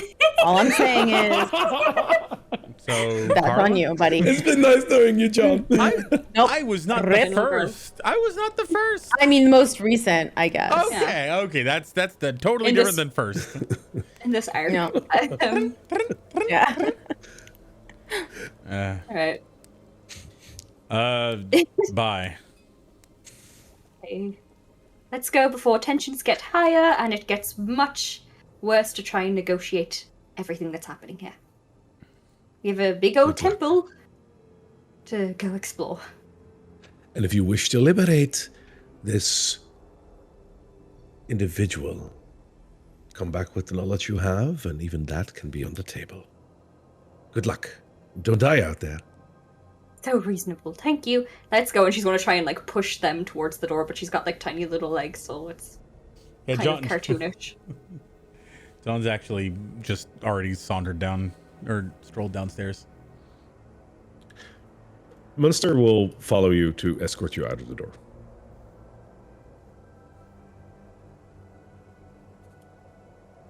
As you leave, Munster will close the door behind you and lock it.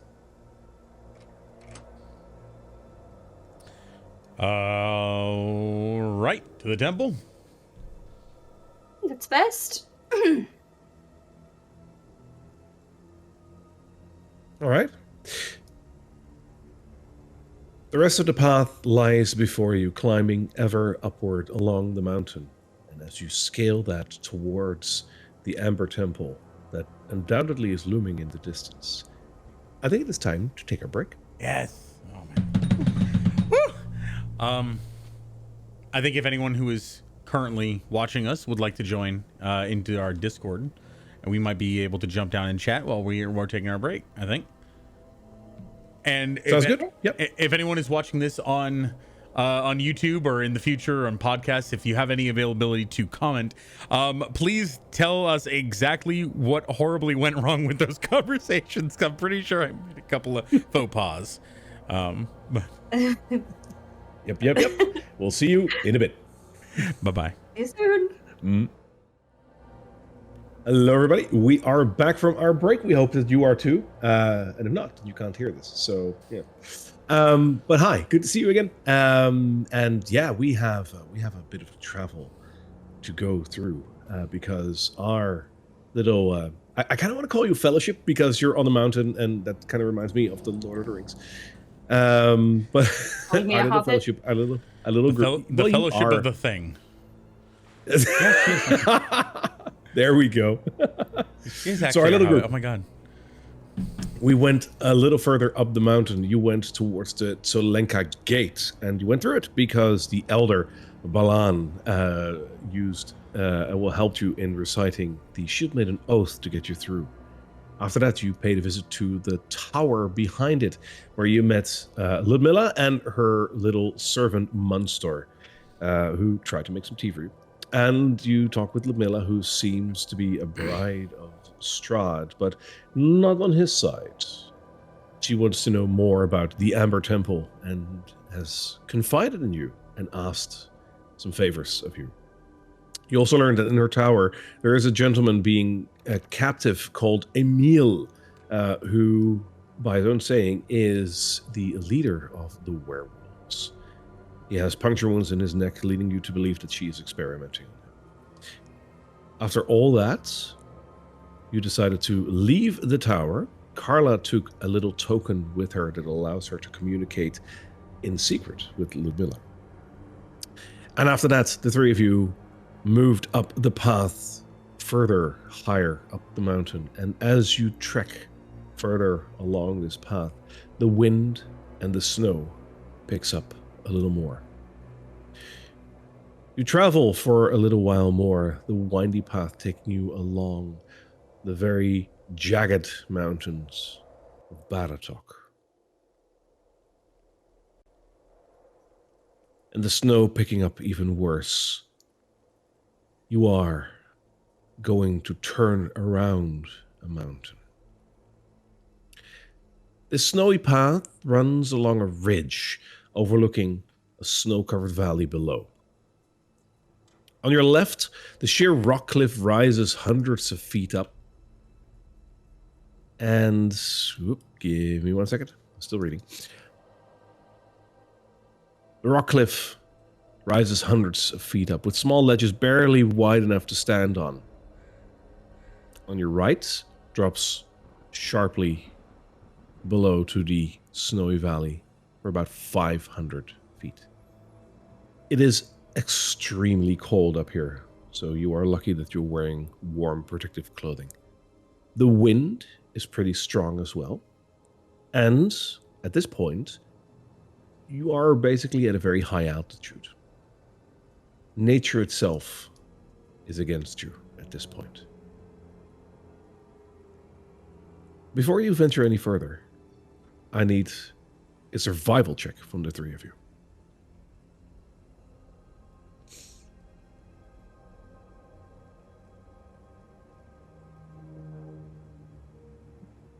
$18. 6.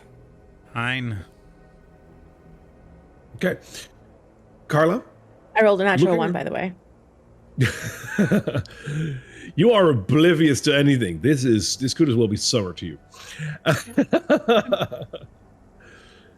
Carla, you look around like the mountain cliff and the weather that is like, the wind is picking up, the snow that is getting more intense, and you suddenly realize this kind of weather is dangerous. This kind of weather can trigger avalanches. You should be on your guard. How fast does it take you to do... Oh no, never mind. Lehman's tiny hut doesn't block out, like, avalanches, right? No, and also it's stationary, Okay. unfortunately. Well, it looks like this. Be very careful in case anything comes sliding down. Find cover under something. Like what? A tree? Tree, there's a log up there, and she'll point over there, or maybe some rocks. Just something where you're not going to get snow piled on top of you, and be very quiet. Make too much of a sound or too much of a rustling. Okay? And perhaps stay close to the ledge here, so that you're not tumbled off. That's good. I'll go Get your first. climbing gear sort of in hand so you can hold on at least. Okay, yeah, I'm gonna take out my whatever those things called. Pythons? The pythons? Yeah. Oh yeah, the rock No. rock climbing. Something I could grab onto like ice sheets with if I go tumbling. If memory serves, you did also buy some climbing picks. That would be easier to handle. Pythons are something that you Yeah. really need to hammer into the wall. So, Okay, yeah, picks. Climbing picks, yeah. yeah. Alright, and we'll follow along the line. Barely visible, but in front of you is a bit of a stony, like, archway that you will have to pass under to progress. Casariel, where you're standing right now, I need you to make a perception check. Can you just move me up near Carla? I would have been following along. Yeah, absolutely. So you would Like be 20. like there. Perfect. Okay. What was that? Dirty 20. Dirty 20. Wonderful. As you're moving closer to this overpass, sort of like archway, through the snow and wind, you notice that there is a shape standing on top of this archway. And as you look up, you hear a bellowing roar.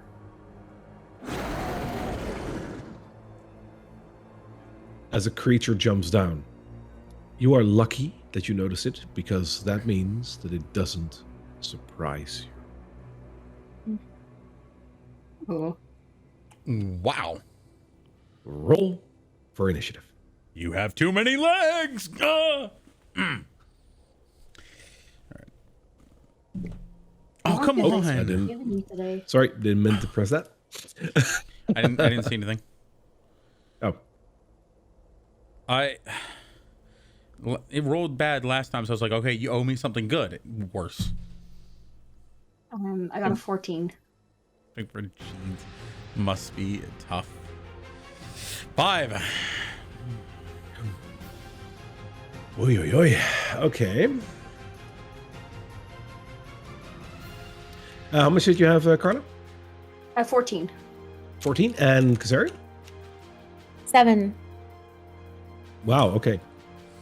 You're getting all your battle rolls out before the Amber Temple, right? Yeah, tonight's not my night so far. Hey, there's something to be said for that. And I didn't roll that much better. So, hey. That means, Carla, you can start. Bag of tricks. Throw out whatever I can and yell "run" at the other two. To try and distract whatever. So I'm gonna do the bag of tricks. Sure, go ahead, roll. Okay. It's a D8. That's not a D8. A moment. I thought you said So to be quiet. 3? How much did you roll? 3? A 3. That is... Baboon. Love it. Baboon. It is a baboon. Okay. Hang on. Do I have a sound for that? I believe I do. Yes.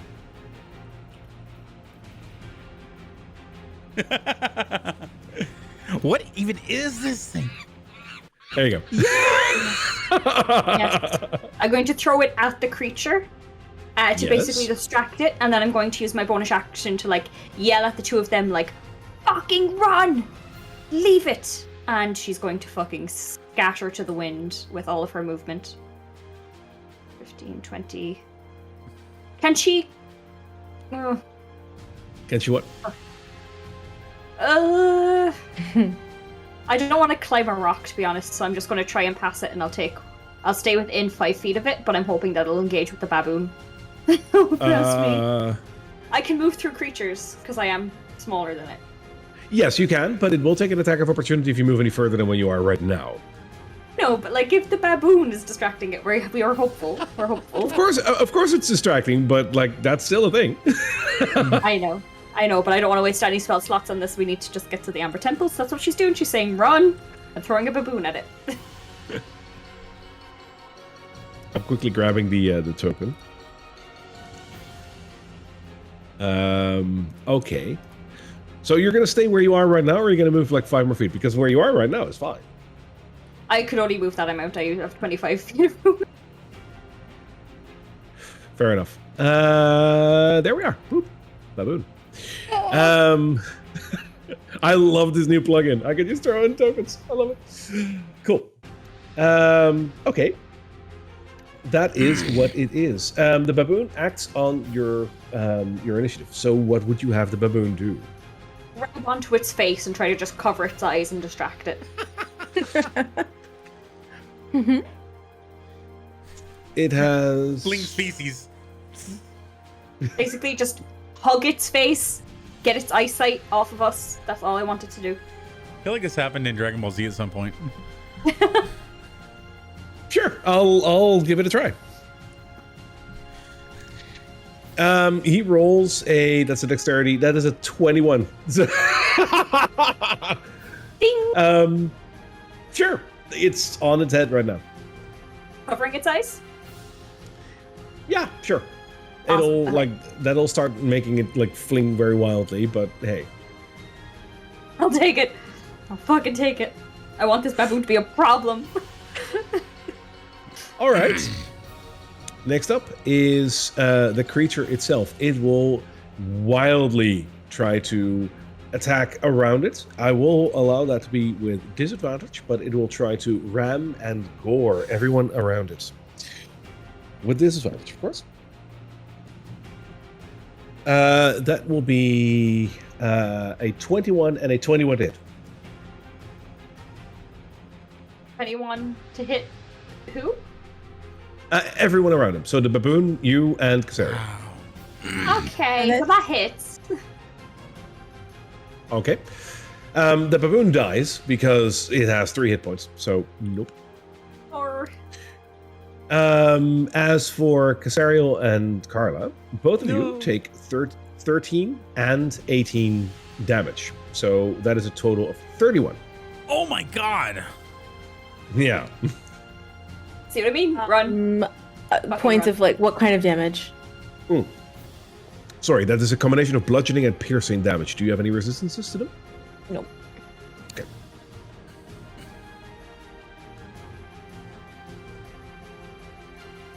Okay. All right, Casariel.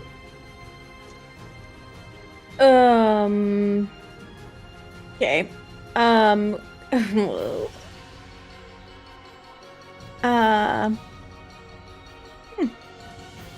I will create a ball of energy in my hands. I'm gonna release 2 moonbolts at it.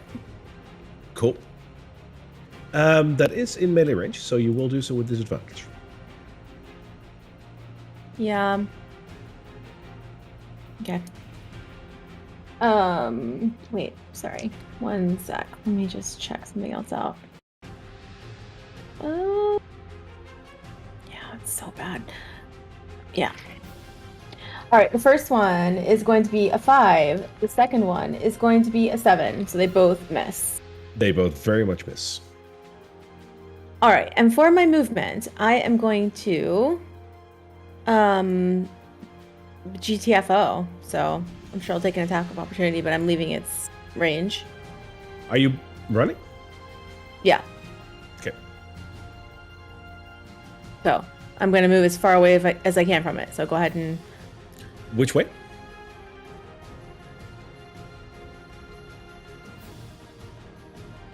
All right.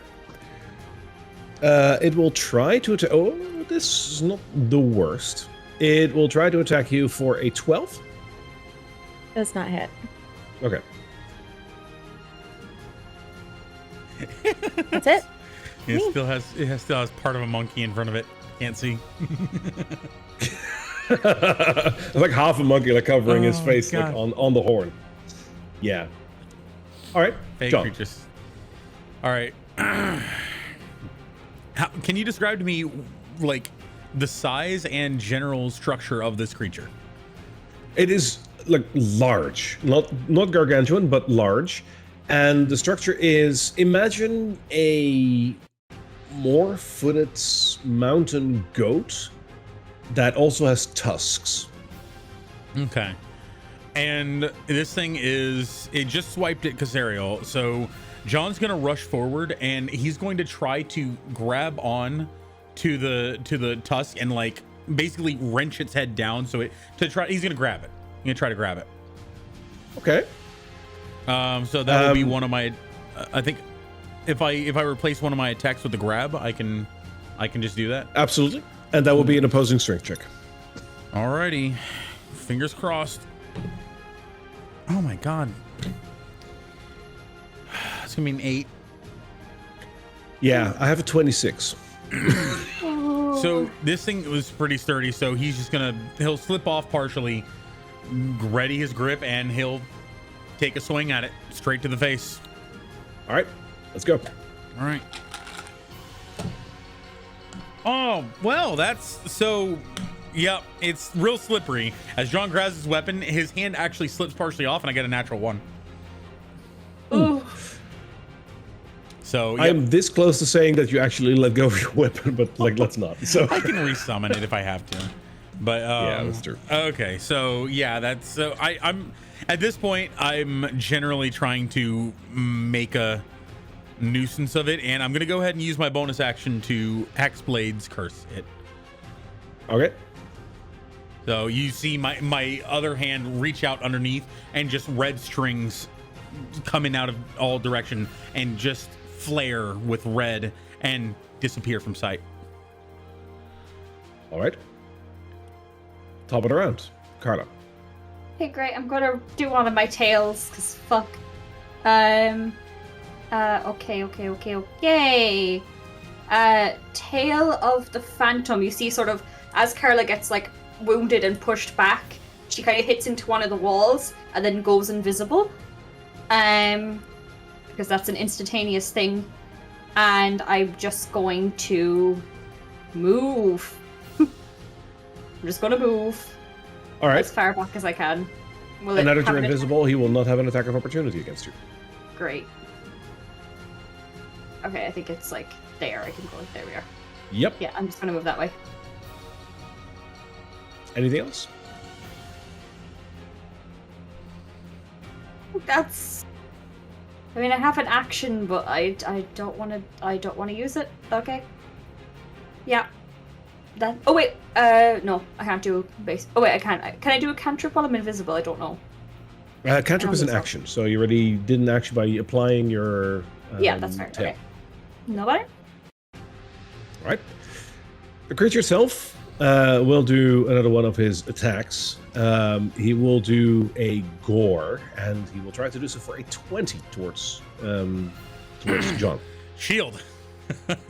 I'm gonna cast shield, and not and so yeah. As it reaches out to me, it nearly hits me, but the strings that previously connected to it almost twist its head just slightly and misses. All right. Casariel. Yeah. I'm gonna toss 2 more moonbolts at it. All right. Okay. The first one is a billion, 18 plus 9. Nice. That hits. Okay, and the second one is 16. It still hits. Okay, great. All right. Ooh, that's 16 points of damage.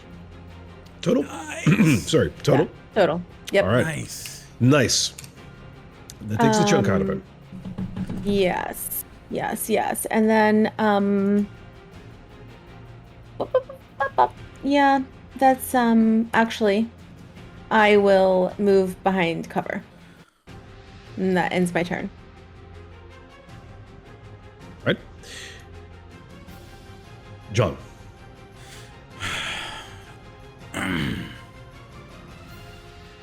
I'm just gonna start whacking it. I'm gonna go for the kneecaps of the two front legs, and I'm gonna make two strikes. See if I'm out. All right. Let's see. So I got a 12 and an 11 to hit. The 12 hits. Okay, I will take it. All right, so let's lay into this boy. Okay, not bad. 16, 20. That's a 28 damage. With with Hexblade's Curse on there, adds an extra 4 on. So 28, you said, right? yes. Wow, that takes a chunk out of him. There we go. Yeah, I'm going for the kneecap. So I missed one, and then the other one comes around and hits it in the back of the leg, and it just you see, a pulping of the leg. Beautiful. I'm just gonna stay there, engaged with it. All right. That brings us to the top of the round with Carla. Okay, my invisibility drops because it's only for one turn. And I'm going to just take a shot at it with my crossbow for a... that's a 24? No, not 24. That 22. hits. Yeah, 22. Okay, okay, okay. Ooh. And that's going to be an 11 damage to it. Nice. And I'm just gonna stay where I am. Yeah, I'm just gonna stay where I am. All right. Sangzor will try to attack John.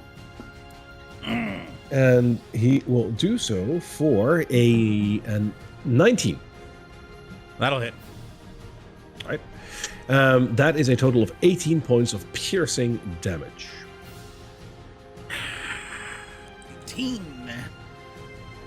This boy hits hard. Yes. And it brings us to You hit Kazan. Carla and I for 30. Literally Yeah, half my hit 31. points. Yeah. Again. Your turn. I'm not complaining. Yeah. Okay. So Casariel is going to peek out from behind here. I will conjure golden light within my hands. I'm going to focus a guiding bolt at it Yes. at level 1. Just a level 1. And then I'll yell to John after I do that. Oh, hold on. Let me make sure I hit first with that. Hang tight. 11. That doesn't hit. Never mind. And then I just duck back behind. I rolled a 2. What is happening tonight? I just ducked back behind the rock. All right. You said you yelled something at John, or like is that I only? was when gonna you hit? yell to fuck him up, but it didn't work. So Fair enough. All right, John. All right. I hear Casario yell, "Fuck him up! Ah, shit!" But this is important. Do you yell or don't you yell? Oh. no, I would because my guiding bolt gives advantage. So if I had hit him with Right. it would have given John advantage. I was gonna say like unload, but it didn't work. So she Fair doesn't. enough. She The decides thing again. roared pretty loud. I assume that sound is. Anyway. Yeah, I rolled an 11 and a, I think, 9. Yeah. Those both do not hit. So these two, it's like they connect, but they glance off, and they don't actually connect and do any damage. And I'm gonna try to just impose myself between it and maybe if it get ready to attack if it tries to lunge away from me. That's it. All right. That brings us to the top of the round. Carla. So with my crossbolt now lodged in it, I'm going to heat metal on the tip of it. That's embedded in him. Is that okay? Yeah, sure. Smart. Cool. Creative. Yeah. So it's going to take 2d8 fire damage, and that's going Yes. to be What level 12? do you cast that spell on? Only second. So that's 12. You're lucky. Okay. Plus, I'm going to throw in one of my bardic dice with one of my bardic spells. So that's going to be an additional 6 onto it. So 18 damage in total to it. 18 total. Noted. Yeah. Does it do anything else? Heat metal? And until I could basically keep doing that damage on the bonus action of each of my turns. But yeah. I think it does something else though with a Constitution saving throw. It has a Constitution saving throw if it's an object that it's holding or wearing, and it's not. It's embedded into its side. So Yeah, which I know what you're getting at, and no. Damn. But good call. yeah, because if it was like in its hands, it would have disadvantage because of that. But it's only kind of like lodged into its like butt, basically. Yeah. With that though, this creature is bleeding. Nice. Take it. And then for my bonus action, I'm gonna roll the tail. And we'll get into that on the next round. All right. That brings us to Casariel. No, sorry. The creature still needs to attack. I'm sorry. The creature still goes first. It will attack John for... Ooh, that's a lot. A 28. Yeah, no amount of shielding will help me with that. No. No. That is an attack of 18 points of piercing damage. This thing is I imagine it's like gored me in both of my shoulders basically at this point. Ah. Yeah. Now we're going to Casariel. You see blood leaking out of his armor.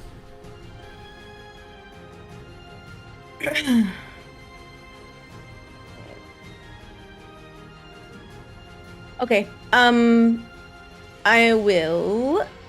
For my movement, I'm gonna move here. Okay. Yep. Come on, buddy. Let me hear.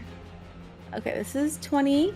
That's still 20. Yep, I saw that. Yeah. I'll release 2 moonbolts. Yes. Okay. One's a 14 plus 9, and one's a 11. So one does hit. Just one. One hit. Yep. That's an 8 damage. What kind of damage is that? Radiant damage. Okay. What level spell do you cast that on? It's a cantrip. So level 0. Okay. Yeah. Hang on. Okay, you're fine. I'm scared. What?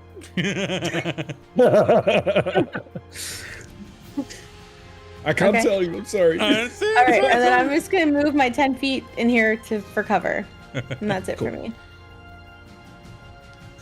All right, John. So I'm seeing like I can't.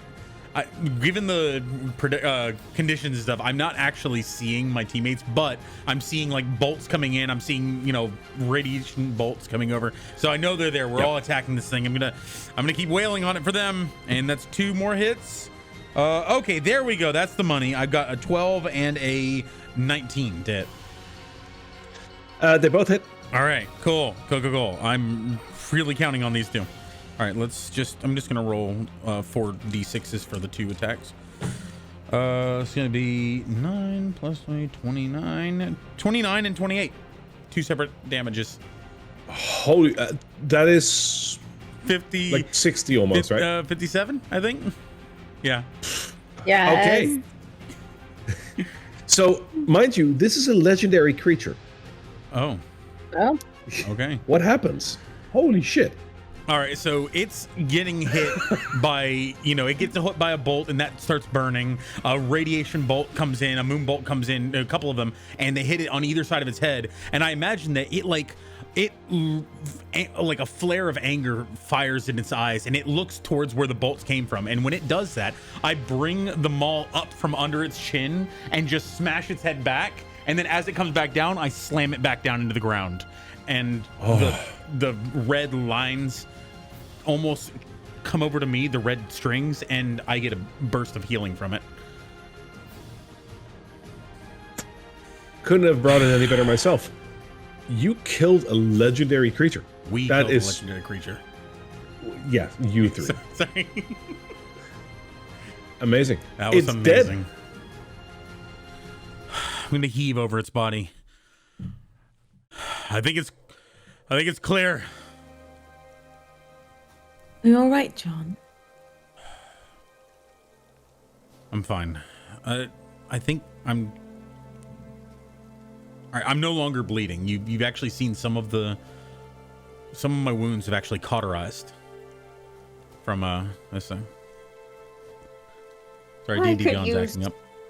Maybe a little bit of that hit of that phase staff, if you wouldn't mind. I pull it out and. Oh wait, no. Does Casario have it now, or do I still have it? You still have it. Okay. You both need it, right? Because I'm all right. No, I definitely Okay. need it. I have Yeah. a lot of my health gone. This affects everyone, so and I activate it and just a wave of healing comes out. And it's just cure wounds level 1 for everybody, right? Yes. All right, so let's roll a d8.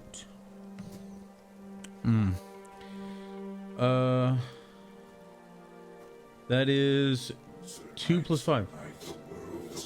7? Yep.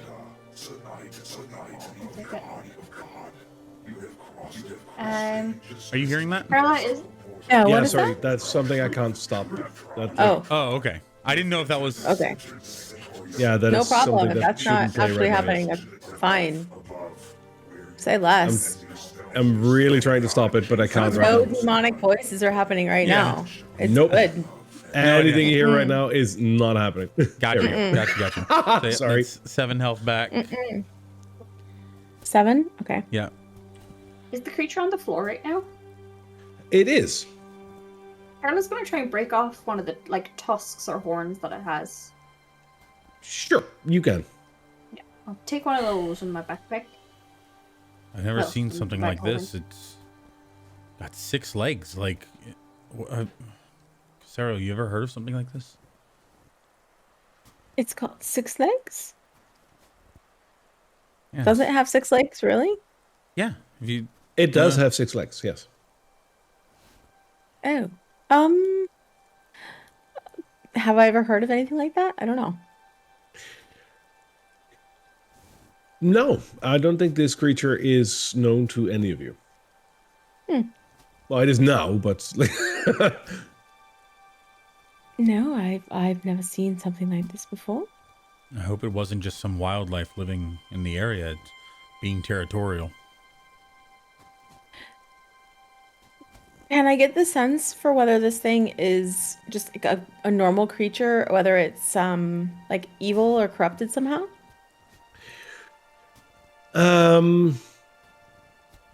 Are you using detect good and evil? No. I'm just gonna use my 19 Just your passive perception. Insight, Right. I mean. So you gut feeling. This is a large creature unlike anything you've ever seen before. This is a nature's oddity, if you will. There's nothing inherently magical about this creature that you can immediately discern. Like, it didn't use any magic on you, and the way that this creature behaved definitely was animalistic rather than magical in nature. But it's giant, and you've never seen a creature like this before. So, again, this is an oddity, but a beast, if anything. Well, I got pretty fucked up. How about y'all? Very fucked up. If we can find a place to rest somewhere that's probably not. You said something about avalanches. I don't want to linger if we Yeah. can't. We- Yes. We may need to push on and try to find a place to rest soon. But here, he's going to touch both of your shoulders and then himself. And I'm going to try to split up my lay on hands, 5 for each person.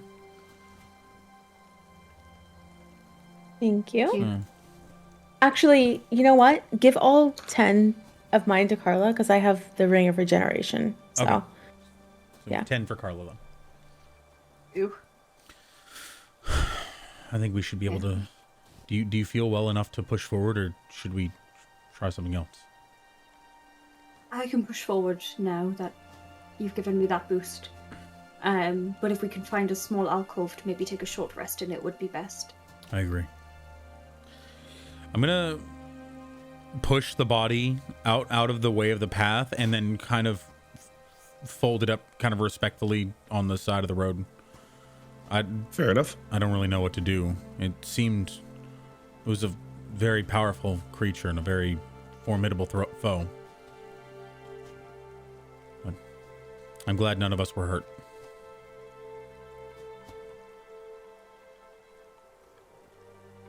As you turn...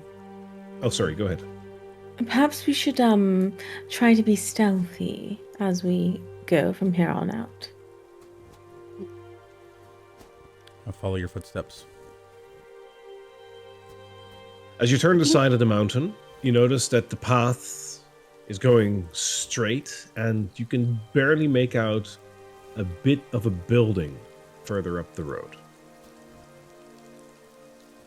Does it look grand, like a structure like we might expect the temple to look, or does it look No. smaller? Okay. It looks smaller. Might be shelter at least.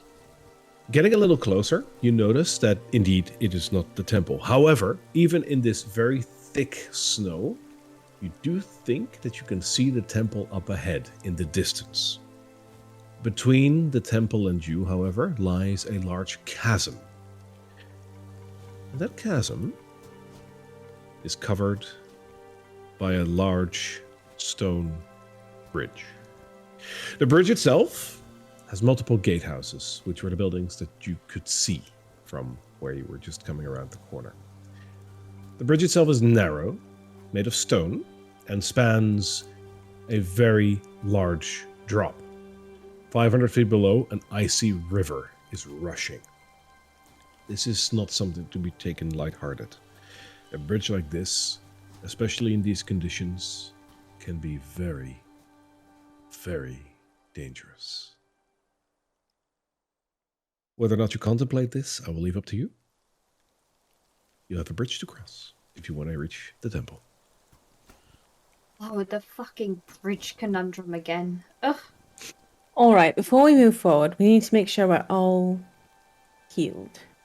So, Should we investigate whatever that takes. Should we investigate the towers and see if we can take shelter inside, perhaps? They're definitely not towers, by the way. They're like little gatehouses. Oh, okay. 1 floor. Still, it's better shelter against the cold than anything else. Of our camps. I'm gonna walk over to the tree and try to break off a couple of the drier looking, deader looking branches, and Sure. just fuel for a fire if we want to make one. And can you tell me how long it's been since our battle with the creature? Oh, like minutes. This is around the corner. Like 10 minutes? Not even, probably. Okay. Oh, ring of regeneration. So I got that. Yeah. But you probably could have used it at some point, unless you already used it after the battle. Never mind. Every 10 minutes. If you're asking for a ring of regeneration, feel free to use it once. Cool beans. Is there a door that we can see on this? They're both broken down, but yes, where Carla is currently standing, you can definitely look into these gatehouses. The gatehouses themselves flank both of the sides of the stone bridges, and there is a howling wind that goes across the bridge itself. The gatehouses themselves look broken, and there is little in there that would pique your interest, other than actual shelter from the cold. There is some creaks in between the stone, but it's definitely better than outside. You should even be able to make a fire in this. Yeah, Carol's immediately going to kind of drop stuff here. And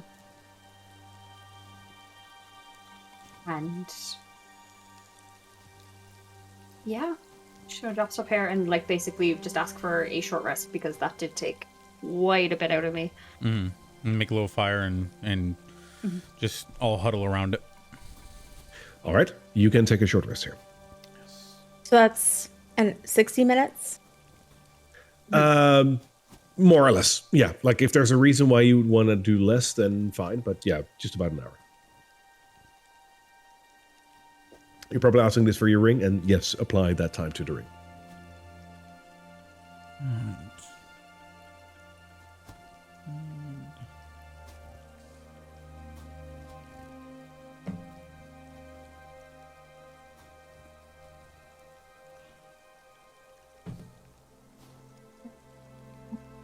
Okay.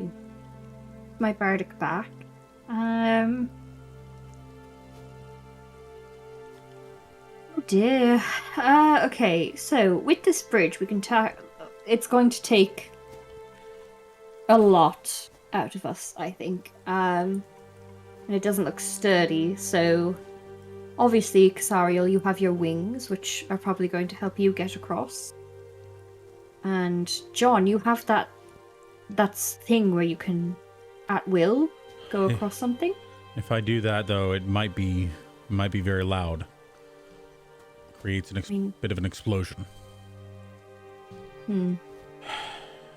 It's I think it might be a better risk than trying to cross a rickety bridge in this particular weather. Do you think it might damage the bridge itself? If we cause damage to this side of the bridge, will we be able to return? Would we not be able to do the same on the way back?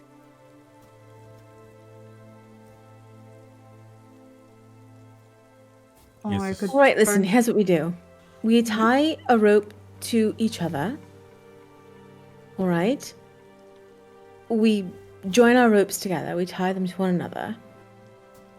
If one of us falls, hopefully John is strong enough to keep us on the bridge.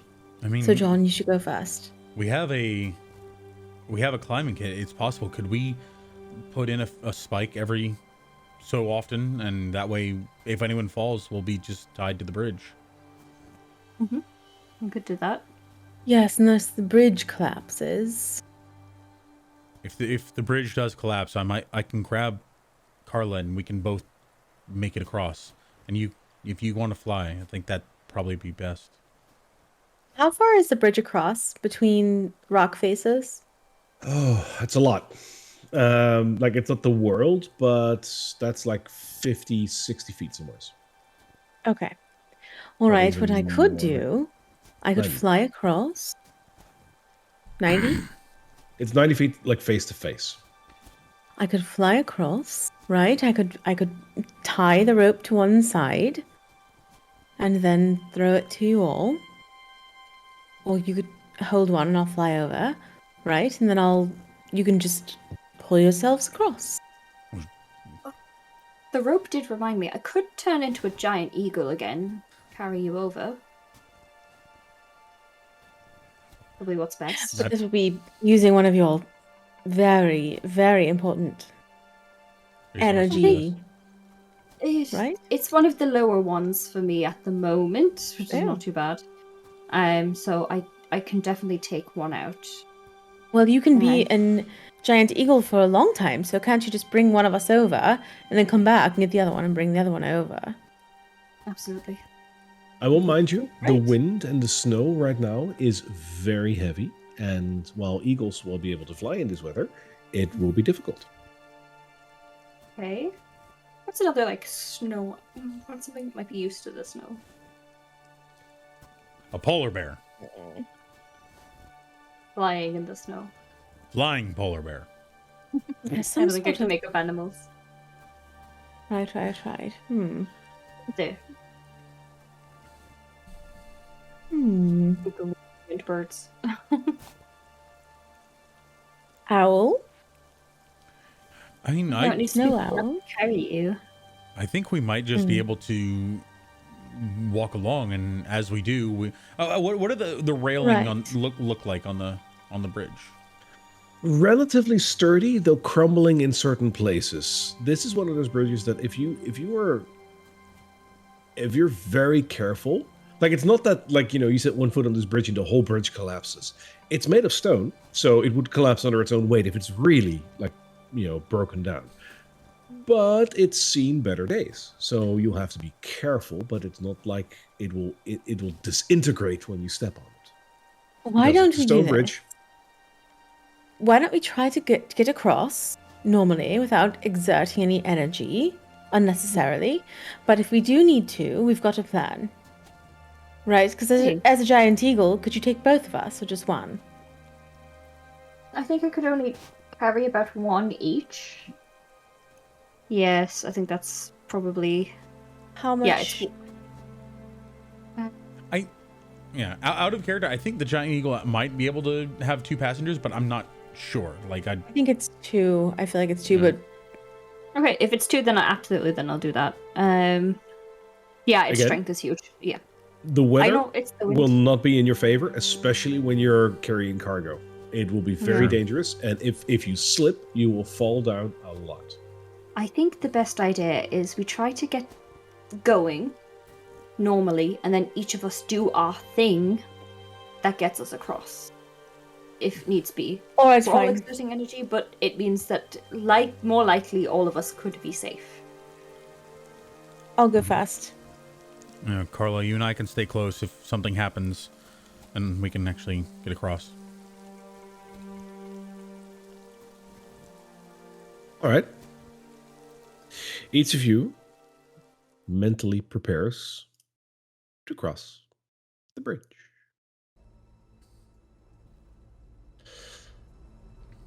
As I said,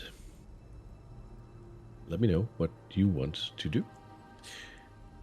Oh, and I need that particular tune for it. Sorry, wrong one.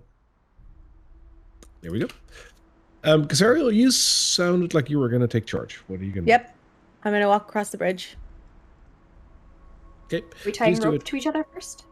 Please do it step by step, not too quickly. Are you Okay. carrying a rope with you, or are you just walking? Nope. I'm just walking. All right.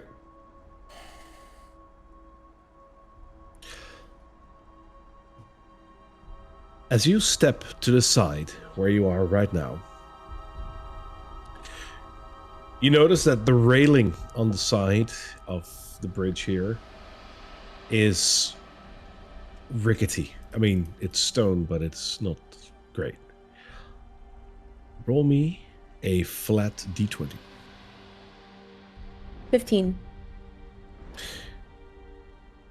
You slip because the bridge itself, of course, is also very icy, but you manage to stay on the bridge. Nothing wrong.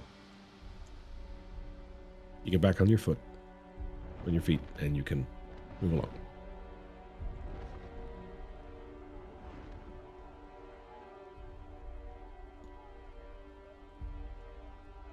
Okay. I'm going to turn back to everyone else.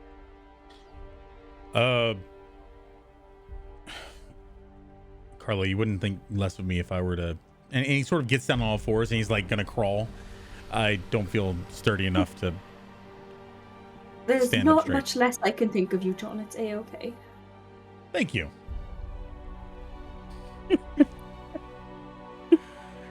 And all right, stay close to me. And Such a beautiful image, this. Carla will stick close to John as we're slowly navigating this bridge. Him on all fours, which would bring Is there him like to a- the height that Carla is. Is there like a rope between you, or are you just like both like moving up the bridge? if something happens, my plan is to reach out and grab Carla and Thunderstep across. Cool. So I'm gonna very carefully crawl forward. Okay. I'm just gonna keep going until I get up to where Casario moved to the side, and I'm going to stop right here, and Yes. I'm going to like try to move diagonally where the thing is, trying to stay as close to the railing as possible, but then away from the cracks in the ground, Cool. inching very slowly across. I hear something. Oh, John. I don't know what you heard, but roll me a d20, please. I'm really good at this. Oh. Carla, you roll me a d20 as well. Can I add anything to it or no? Got a 4. 19! Oh, Carla, the wind pushes you to the side, but you manage to drop down and safeguard yourself. But John,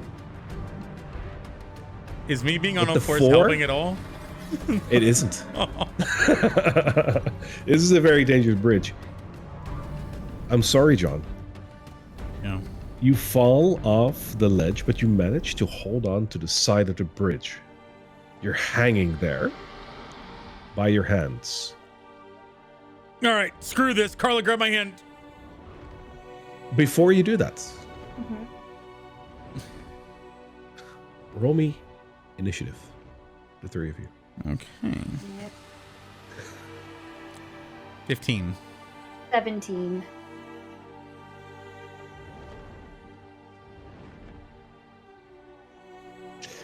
All right, Casario. You're muted. Muted. 7. 7 for Casario. You had that last time. All right. John, you are hanging on the side of the bridge, and you yell out to Carla to grab your hand, so you might, I imagine, try to thunder step out of Yep. there, right? Yep. Or at least save yourself. All right. I don't want to leave her on here on the bridge while I explode out. All right. Carla, you hear John's call. What is your intention to do? Are you I going to do was going exactly to, that? I was going to try and not cause an avalanche and turn into a pterodactyl and drag him over. Fair enough. As this moment happens, John hangs on the bridge, and you notice that, and you consider this solution to try and save your friend. But John, very well heard. You think you heard something on the wind, didn't you? I did. Yeah. It must be the wind. Or is it? For again, you hear in between the snow and the wind that is howling a loud screech as something begins to form in between the snow.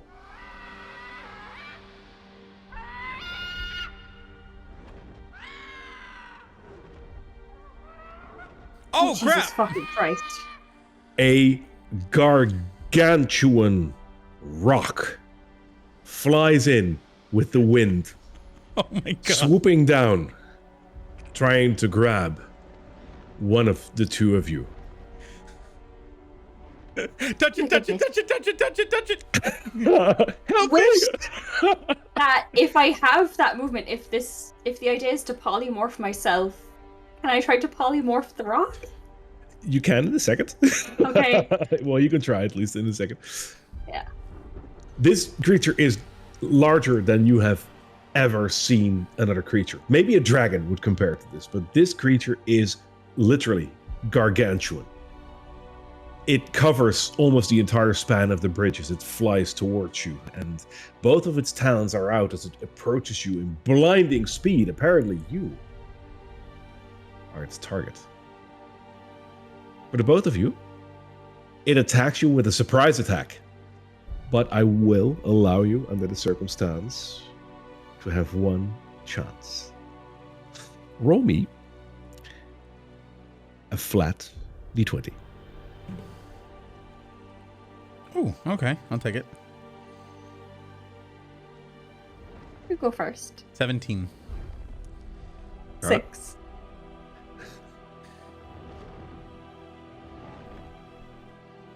The rock is attracted by a lot of things, but predominantly by very shiny objects, like shiny armor.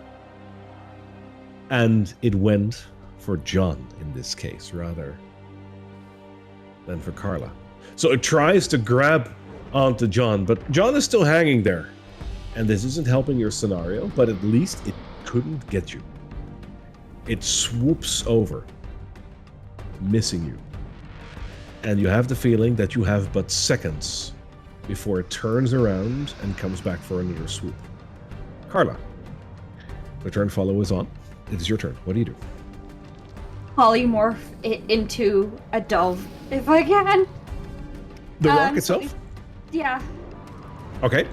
It needs to So- make me a wisdom saving throw of 16. All right. It saves that with an 18. Sure. Okay, then bonus action. Bardic Tail. Okay, what is that one?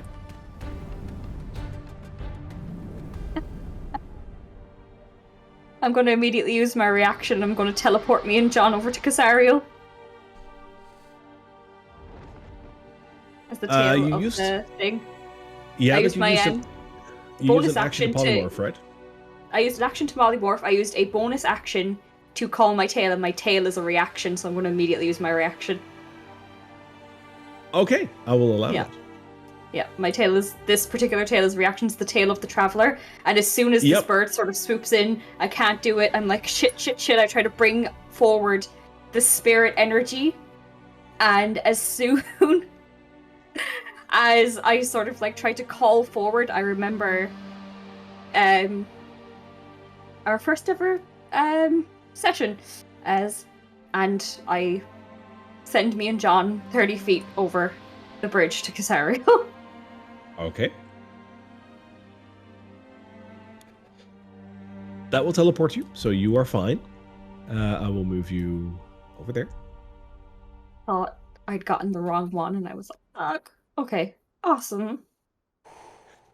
I'm gonna cry. John, you are suddenly standing on your feet again on the other side of the bridge. Yelling, touch it, touch it, touch it, touch it. Oh. Hi, Kazariel. Run and hide.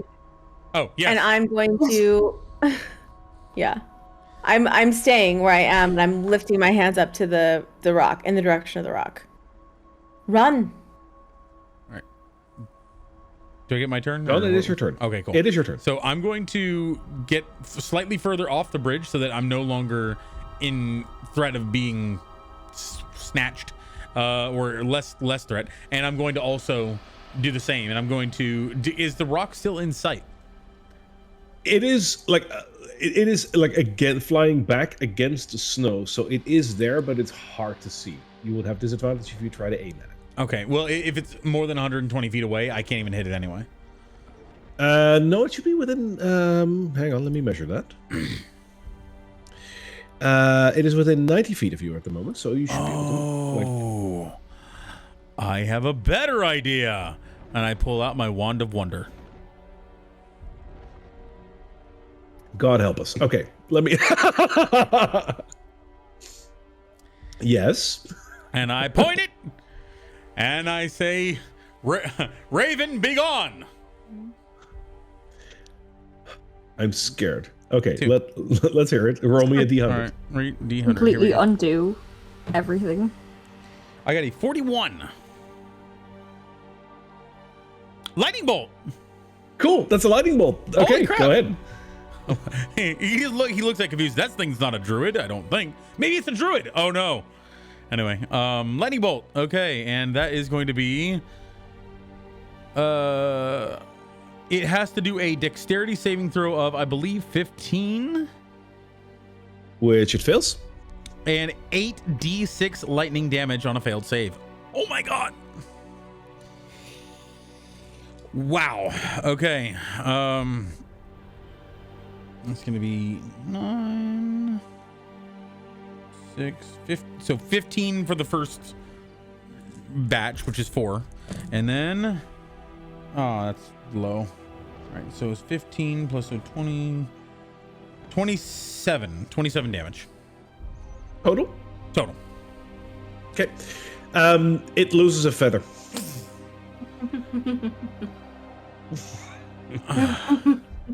That was a warning shot. And I will stand next to Kazariel. Cool. Kazariel. Run. Kasariel's going to, I'm going to hold my action until it comes within 60 feet of me. And, actually, okay, hold on. I'm going to come here. I'm going to peek around the corner.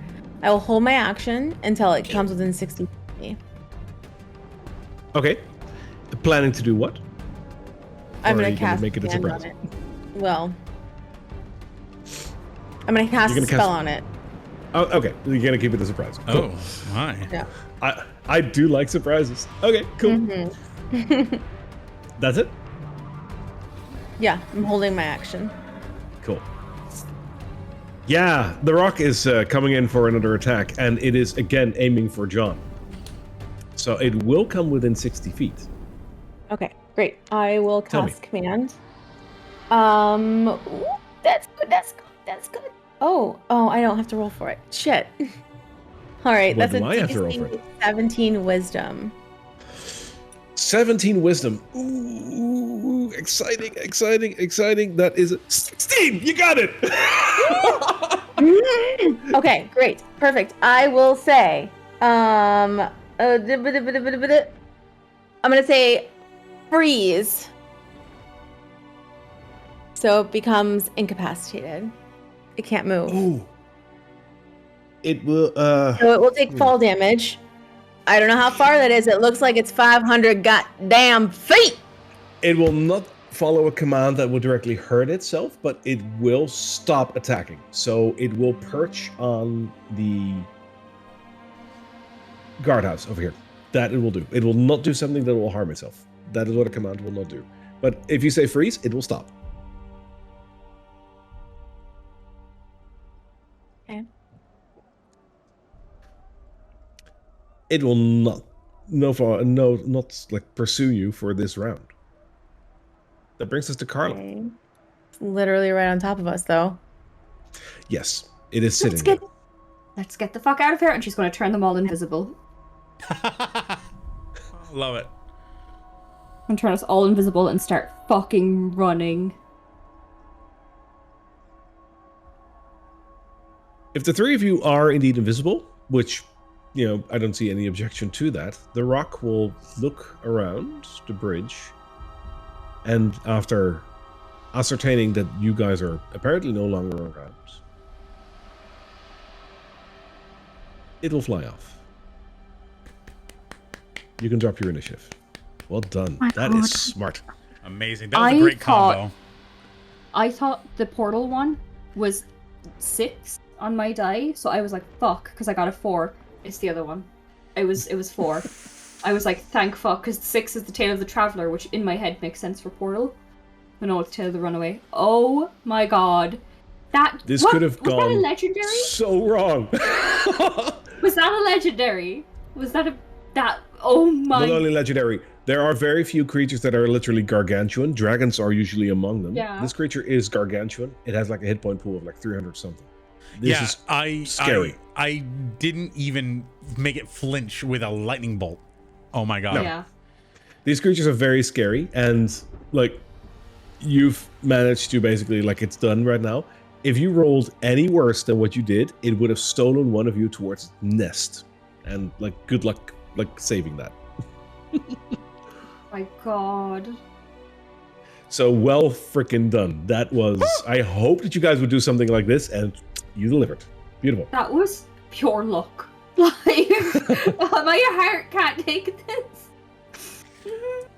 My worry was that it was actually something good that was coming to, like a druid or something like that was coming down to save us from the bridge, and I was about to cast Thunderstep and blow it up or hurt it.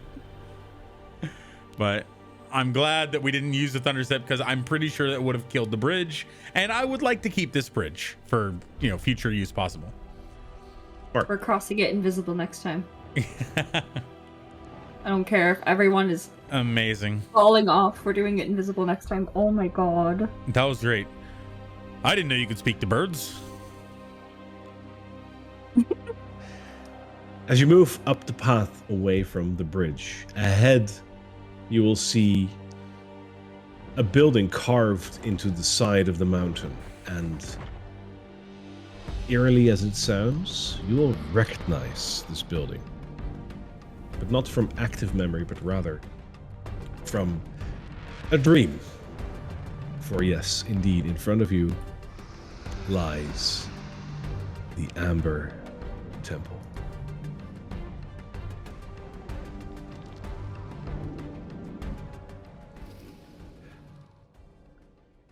It is a little ways away, so you will need to traverse a bit of snow before you're actually there.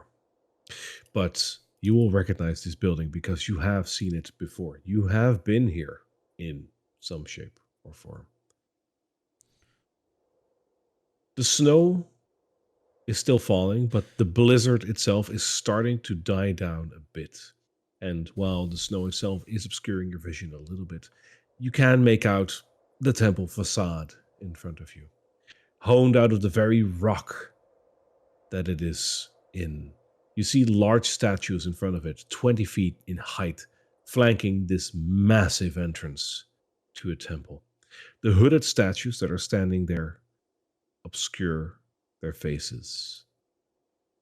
This is most definitely the Amber Temple. Do you guys want to approach? Yes.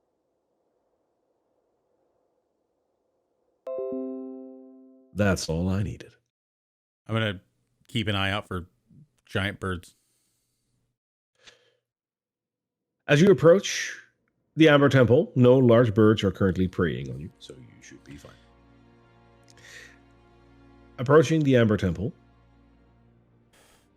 you notice that the temple has got its name for a reason, for the entire facade of the temple itself looks like it was made out of amber. Do mind that the entire facade itself wasn't actually made of amber, but rather that the stone itself looks as if it is made of amber. An orange hue on the rocks itself gives way to that very name.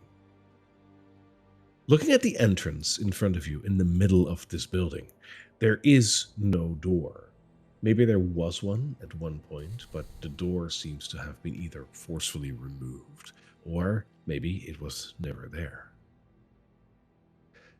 The temple looks neglected, old, and broken.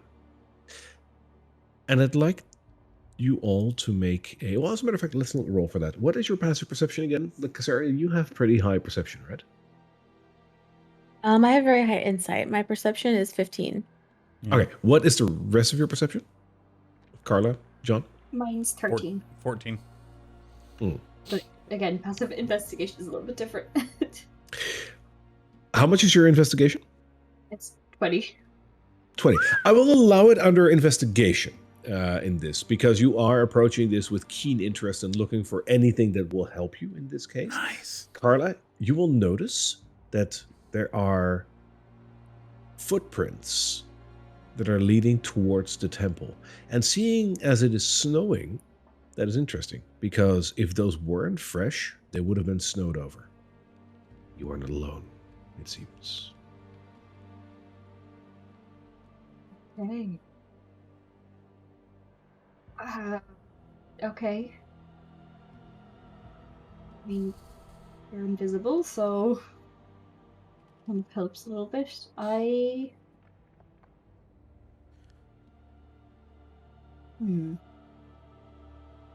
Yeah, I'm going to follow those footsteps, I think. Kind of feel. All right. If you follow the footsteps, you'll notice that they don't enter the building where you are right now, but rather they trail off towards the left. Yeah, I was going to follow them, and she's going to kind of say out loud to Xaril and John, like, follow this way, and just keep kind of trailing them as far as she can go. She's walking off over here, Casario.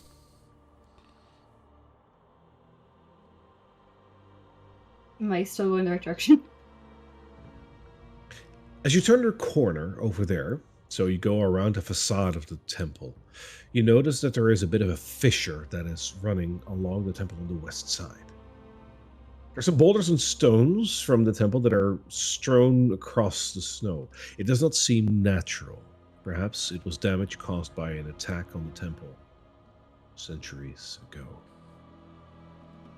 From the fissure, you notice that there is a light flickering inside the temple, and on the wind, you think you hear some human voices inside.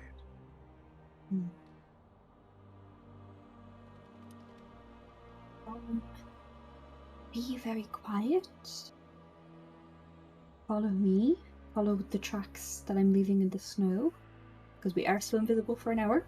I'm going to keep it up as long as I can. And just be very quiet, okay? Going to risk getting closer to the fissure to see if she can hear what the voices are saying.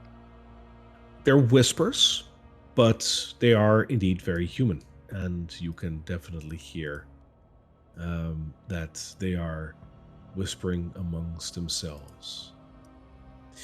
If you stand where you are intending to just go, Mhm. looking inside, it seems that, yeah, the outer wall of the temple has indeed been breached. And this is an easy access into the temple rather than going through the main door. You look inside, you will see a room. You're not sure what this room was used for, but right now there is some bedding strewn around. And in the middle of the room, it seems that there are 3 humans sitting close to each other. These 3 humans don't look dissimilar to the 3 of you. They're all human, mind you, but they're clad in winter clothing with some leather underneath. You notice a hint of armor here and there and some weapons on them. These, by all accounts, seem like adventurers.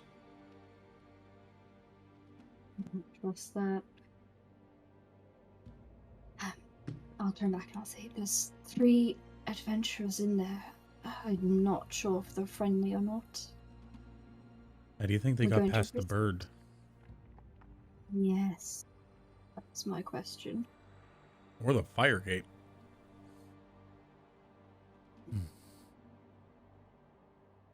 What do you think? You... They might be friendly. They come to blows. But I mean, there seems to be a pretty decent sort of spot in there. We do need to take a rest after whatever. How many beds do they have? From where I'm standing, can I see into the place? Yeah, you should be able to. And you will know, like, if you take some time looking around, which I imagine you do because you are invisible after all, you will notice that there are more beds than people here.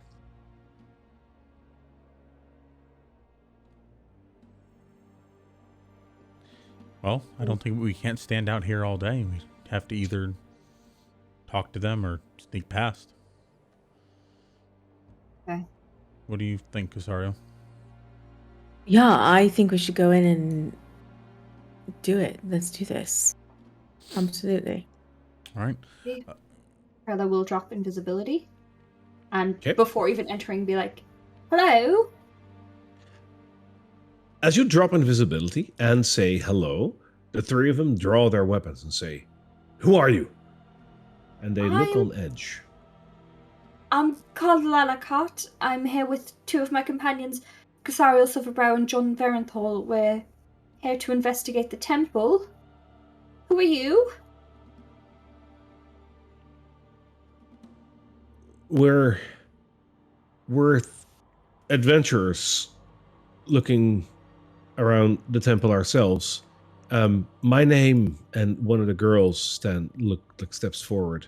One of the girls, I'm Sarah Targa. I'm the leader of our group. I'm sorry. This is Finoria and Warwick. We are adventurers. How'd you Are you get back? from out of Barovia or in Barovia? We've come from distant lands, but we're captured in this strange lands. What about you? Same. Same deal, yes. Well, one of our travel companions is lost in the temple here. What's your intent? Do you mean to harm us? No, we wanted to approach with caution, especially since you seem to have found an alternate route inside. Okay. Excuse me. If you don't draw your weapons, we'll drop ours as well. Don't Very drop well. them. Don't mess them up. Okay, Carla will step into the cave and be completely unarmed. They will lower their weapons as well, and if they notice that you are not brandishing any weapons, they will sheath their weapons as well. How did you get across the bridge or that gatehouse before here? You came via the bridge? Yes. Was there another path? Oh, yes. Yes, there is another path. You don't need to go over the bridge. Just beyond the bridge, there is an alternative path. It is not easy, but if you make it through, it takes about 3 days, but you will end up near the village of... What was that village called again? And they look at each other. Yeah, there's a village in the swamps. And there's a path going up the mountain there. If you follow that and the weather is kind on you, you will be able to come up here without issue. There was this strange man with a mask on that told us about that path. Oh, did he have like a mask that looked like a bird's beak? Yes. Yes. Monster. Oh my goodness, did he try to invite you inside to see Lady Ludmilla? Invite them in where? Here in the temple? Or no, in the gatehouse. What gatehouse? He was living in a So there's gatehouse when another we one. met him. Did you see him You on must a have different part of the map? You must have seen something that we haven't. Like, we just came up here. The only thing we've seen is the temple. Why are you guys I'm here? sorry. What are you looking for? Well, in all fairness, we're trying to find a way out of this land. It seems that when we try to traverse the mists, it's not helping. We had a sorcerer with us, but we lost him inside the temple. We're not sure where he is. But he was Okay. dead set on finding this temple. He said that this might help us in finding a way out. We just lost him, so we thought we would recuperate over here and consider our options. What was the sorcerer's name? That was Vilnius.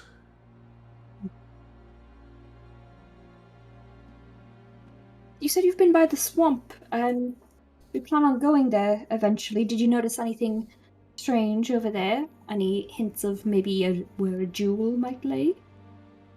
A jewel? No. No, the swamp village has been basically almost reclaimed by the swamp. The swamp seems to have been sinking the village. We noticed that there are some spirits there, but we try to avoid those. We do not wish harm upon those that have already suffered so much. We did notice some frogs. Like in the swamp? That's where I would expect to find frogs. Yeah, but these were huge. Like And pumpkin size? or- No, like you, and they point at you, John. Like, standing on their back legs and holding weapons. Hmm. Strange. Fun. That's very odd. Sort of a frog. Are going to be adventuring into the temple. Have you noticed? How far have you been in there? We've heard that there are secrets around here, and we've been looking around, but not very far. And when we were attacked, Vilnius ran off, and we wonder where he is right now. What were you attacked What by? were you If you- attacked by? Sorry. We There look were at each other as we say that. There were some flaming skulls. They looked like they were floating in the air, and they burned Vilnius. He lived, but he ran off. It's very scary. That's what Ludmilla was talking about. Can we join you? Oof. I'm gonna eye them up and down and just see if they look fit to fight, if they're capable. By your standards, John, that's debatable, but yeah, sure. They have weapons on them. They don't look too worse for wear. I think it might be safer if you guys stay here and we go find Vilnius and send him back. This place seems very dangerous. Wouldn't want you guys suffering. It's not about the suffering. It's a friend, and we want to help him. But we're afraid to do it just by us. But with you here as well, I mean, you've made it all the way here. Perhaps the 6 of us would be able to. All right, you, what's your name? He's going to point to the girl furthest north. Me? Oh, I'm Finioria. All right, how do you fight? If you get into a scrap, if you have to defend yourself, how do you fight? She shows a long sword and a dagger. She says, anything that I can do with these, like, you'd be surprised. You don't have a crossbow or something to stay away from the fight? Because, like, if you... No, I can... that's his department, and she points to the guy. He says, yeah, I'm Warwick, and, like, I have a bow. And you? To the leader? I know a little bit of magic, but not much. I used to play instruments back when I wasn't in Barovia, but people always found it very magical. I do have my weapons, and I'm not afraid to use them.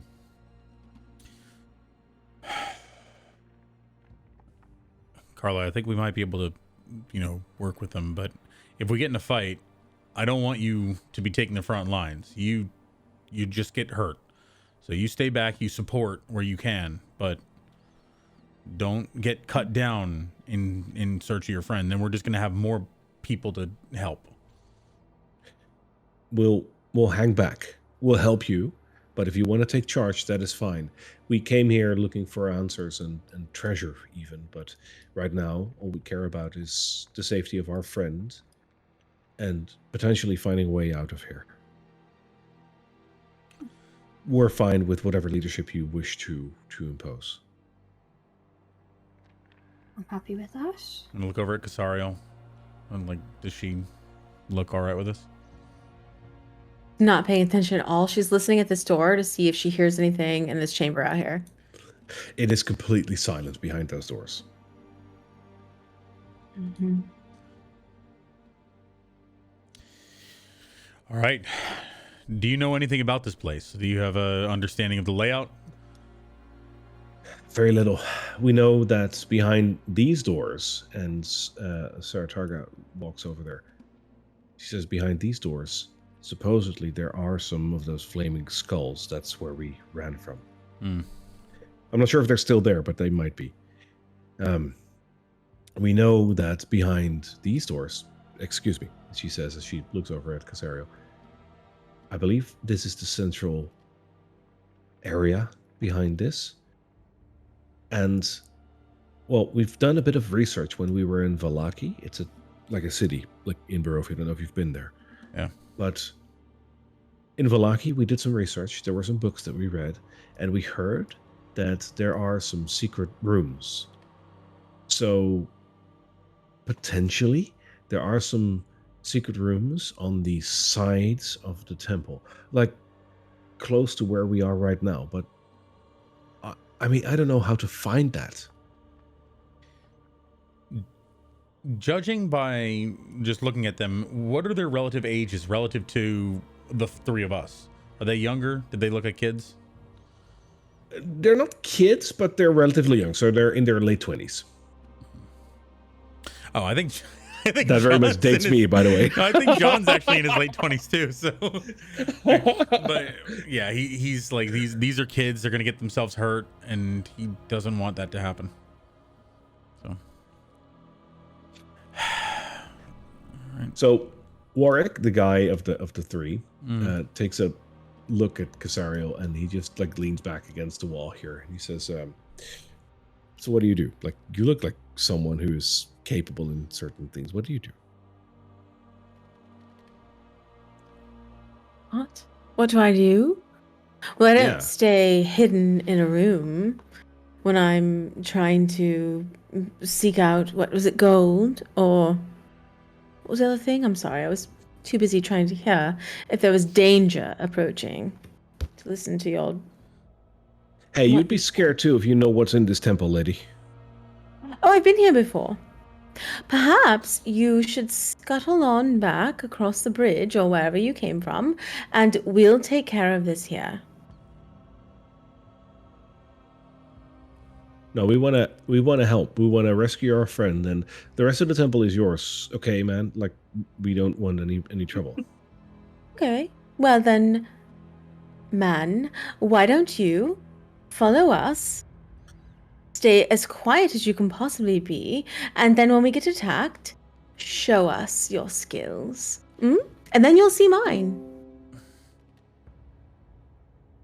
I'm gonna slowly turn this door handle and peek and see what's going on out here. Warwick will like lean against the wall here with an elbow and be like, you know what? That's fine if you want to like lead the charge and whatnot. And as he leans against this wall, he falls into a secret room. Oh, well. I was immediately going to like prance over to have a look inside. Hey, yeah, John's gonna approach Sarah, but you guys go ahead and do things. Ooh. So he lands like in a carpet of dust and he's on the ground right now, embarrassed, probably, and like still wondering what happened. Great job, Warren. I think you've done great. And Carla's going to look around for anything around, interesting in this room. This seems to be a hidden scroll repository. Ooh. Okay, can I investigate? Can I try and find something? Yes, you can. Throw me an investigation check. Or a history Oh. check, whichever you want. That's going to be a 26. You find everything. My in this room. investigation's Wow. plus 10 now. Amazing. Oh, okay. Note to self, make her do history checks on these furthermore. Holy shit, plus 10. Okay. You will find no less than 4 scrolls in here that are of use. The rest has been crumbled to dust or waterlogged and no longer usable. But there's 4 scrolls in here that are indeed interesting. Ooh. There is a spell scroll of healing word in here. And mind you, spell scrolls can be used by anyone. I think it's a bullshit reason in D&D that you can only use it when it's your school of magic. That's bullshit. You can just use this scroll. Cool. You? So, spell scroll of healing word. That's one. There's a spell scroll of beacon of hope. Nice. Oh. There is a spell scroll of legend lore, which is a Ooh. DM help me out on this one kind of scroll. And there is a scroll that doesn't seem magical, but there is some text on it. Okay. And it says Harkotha and Thangob. Those are 2 words that aren't English, so I will paste those in the Discord for you two. For you 3. Okay. Very fun. But there's 2 weird words on that. Do any of us speak the language of what that is? It's written in common. It's just a word that you don't recognize. One of those codes. Carla will not show it to everyone immediately. Instead, what she'll do is she will take out the sending stone and try to very sneakily send those words back to Ludmilla and say, I think I found some of those secret code words. And tell her them. Ludmilla will reply to that and say, those sound interesting. I will jot them down. Thank you. You. Hide it away within her code again. Ooh. Fun. Warwick will look at you like going through these scrolls and be like, hey, is there anything for us here as well? Like, we're working together now. Sure! And she'll give him like a gold coin from her purse. You keep that Okay. to yourself. Just for you. Give me a persuasion check on that, because that's so creative. Okay.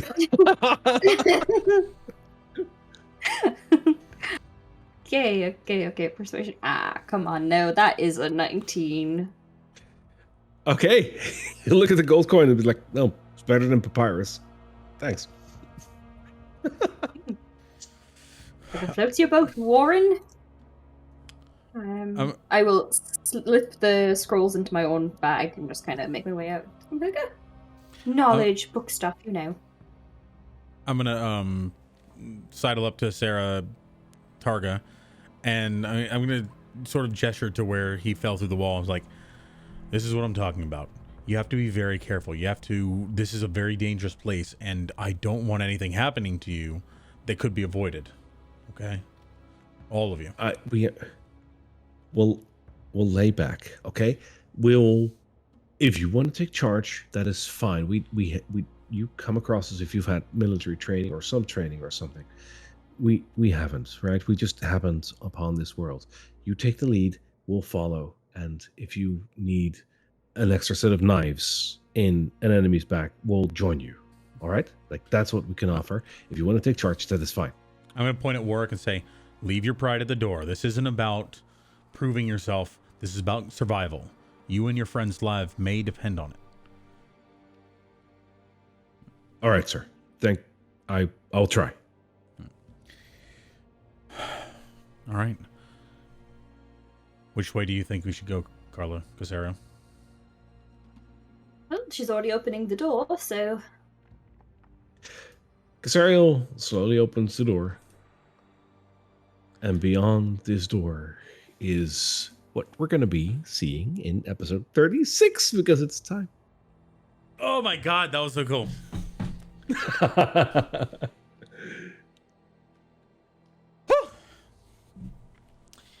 Wow. You made it all the way to the Ember Temple. Well done. And we met new friends. Were you expecting us to go a different route and end up in the swamp village? No, I was totally expecting you to go this route. I was like, okay, the rock might like pose a bit of a threat, maybe the nest and whatnot, but you cleared it pretty well, so here you are. This is going to be exciting. All right. I want to hear if anyone anyone watching this from YouTube or anything, if you guys could comment, did you expect either of the two legendary creatures that nearly wiped us out? One that literally wiped us from the face of the map, and the other one that just twirled around and gored everybody. Wow. Oh. I was not expecting those. Placed now as opposed to battering ram. Giant blue rock. Oh my God. So exciting. All right, so next week we have episode 36, where you guys will dive into the depths of the Amber Temple and see what you can uncover over there. It's going to be very exciting, very pivotal episode. Then again, every episode is pivotal with us, so we hope to see you guys next week for the Curse of Strahd episode 36. Yeah, it's going to be exciting. Thank you so much for hanging out. Absolutely. Bye-bye, everybody.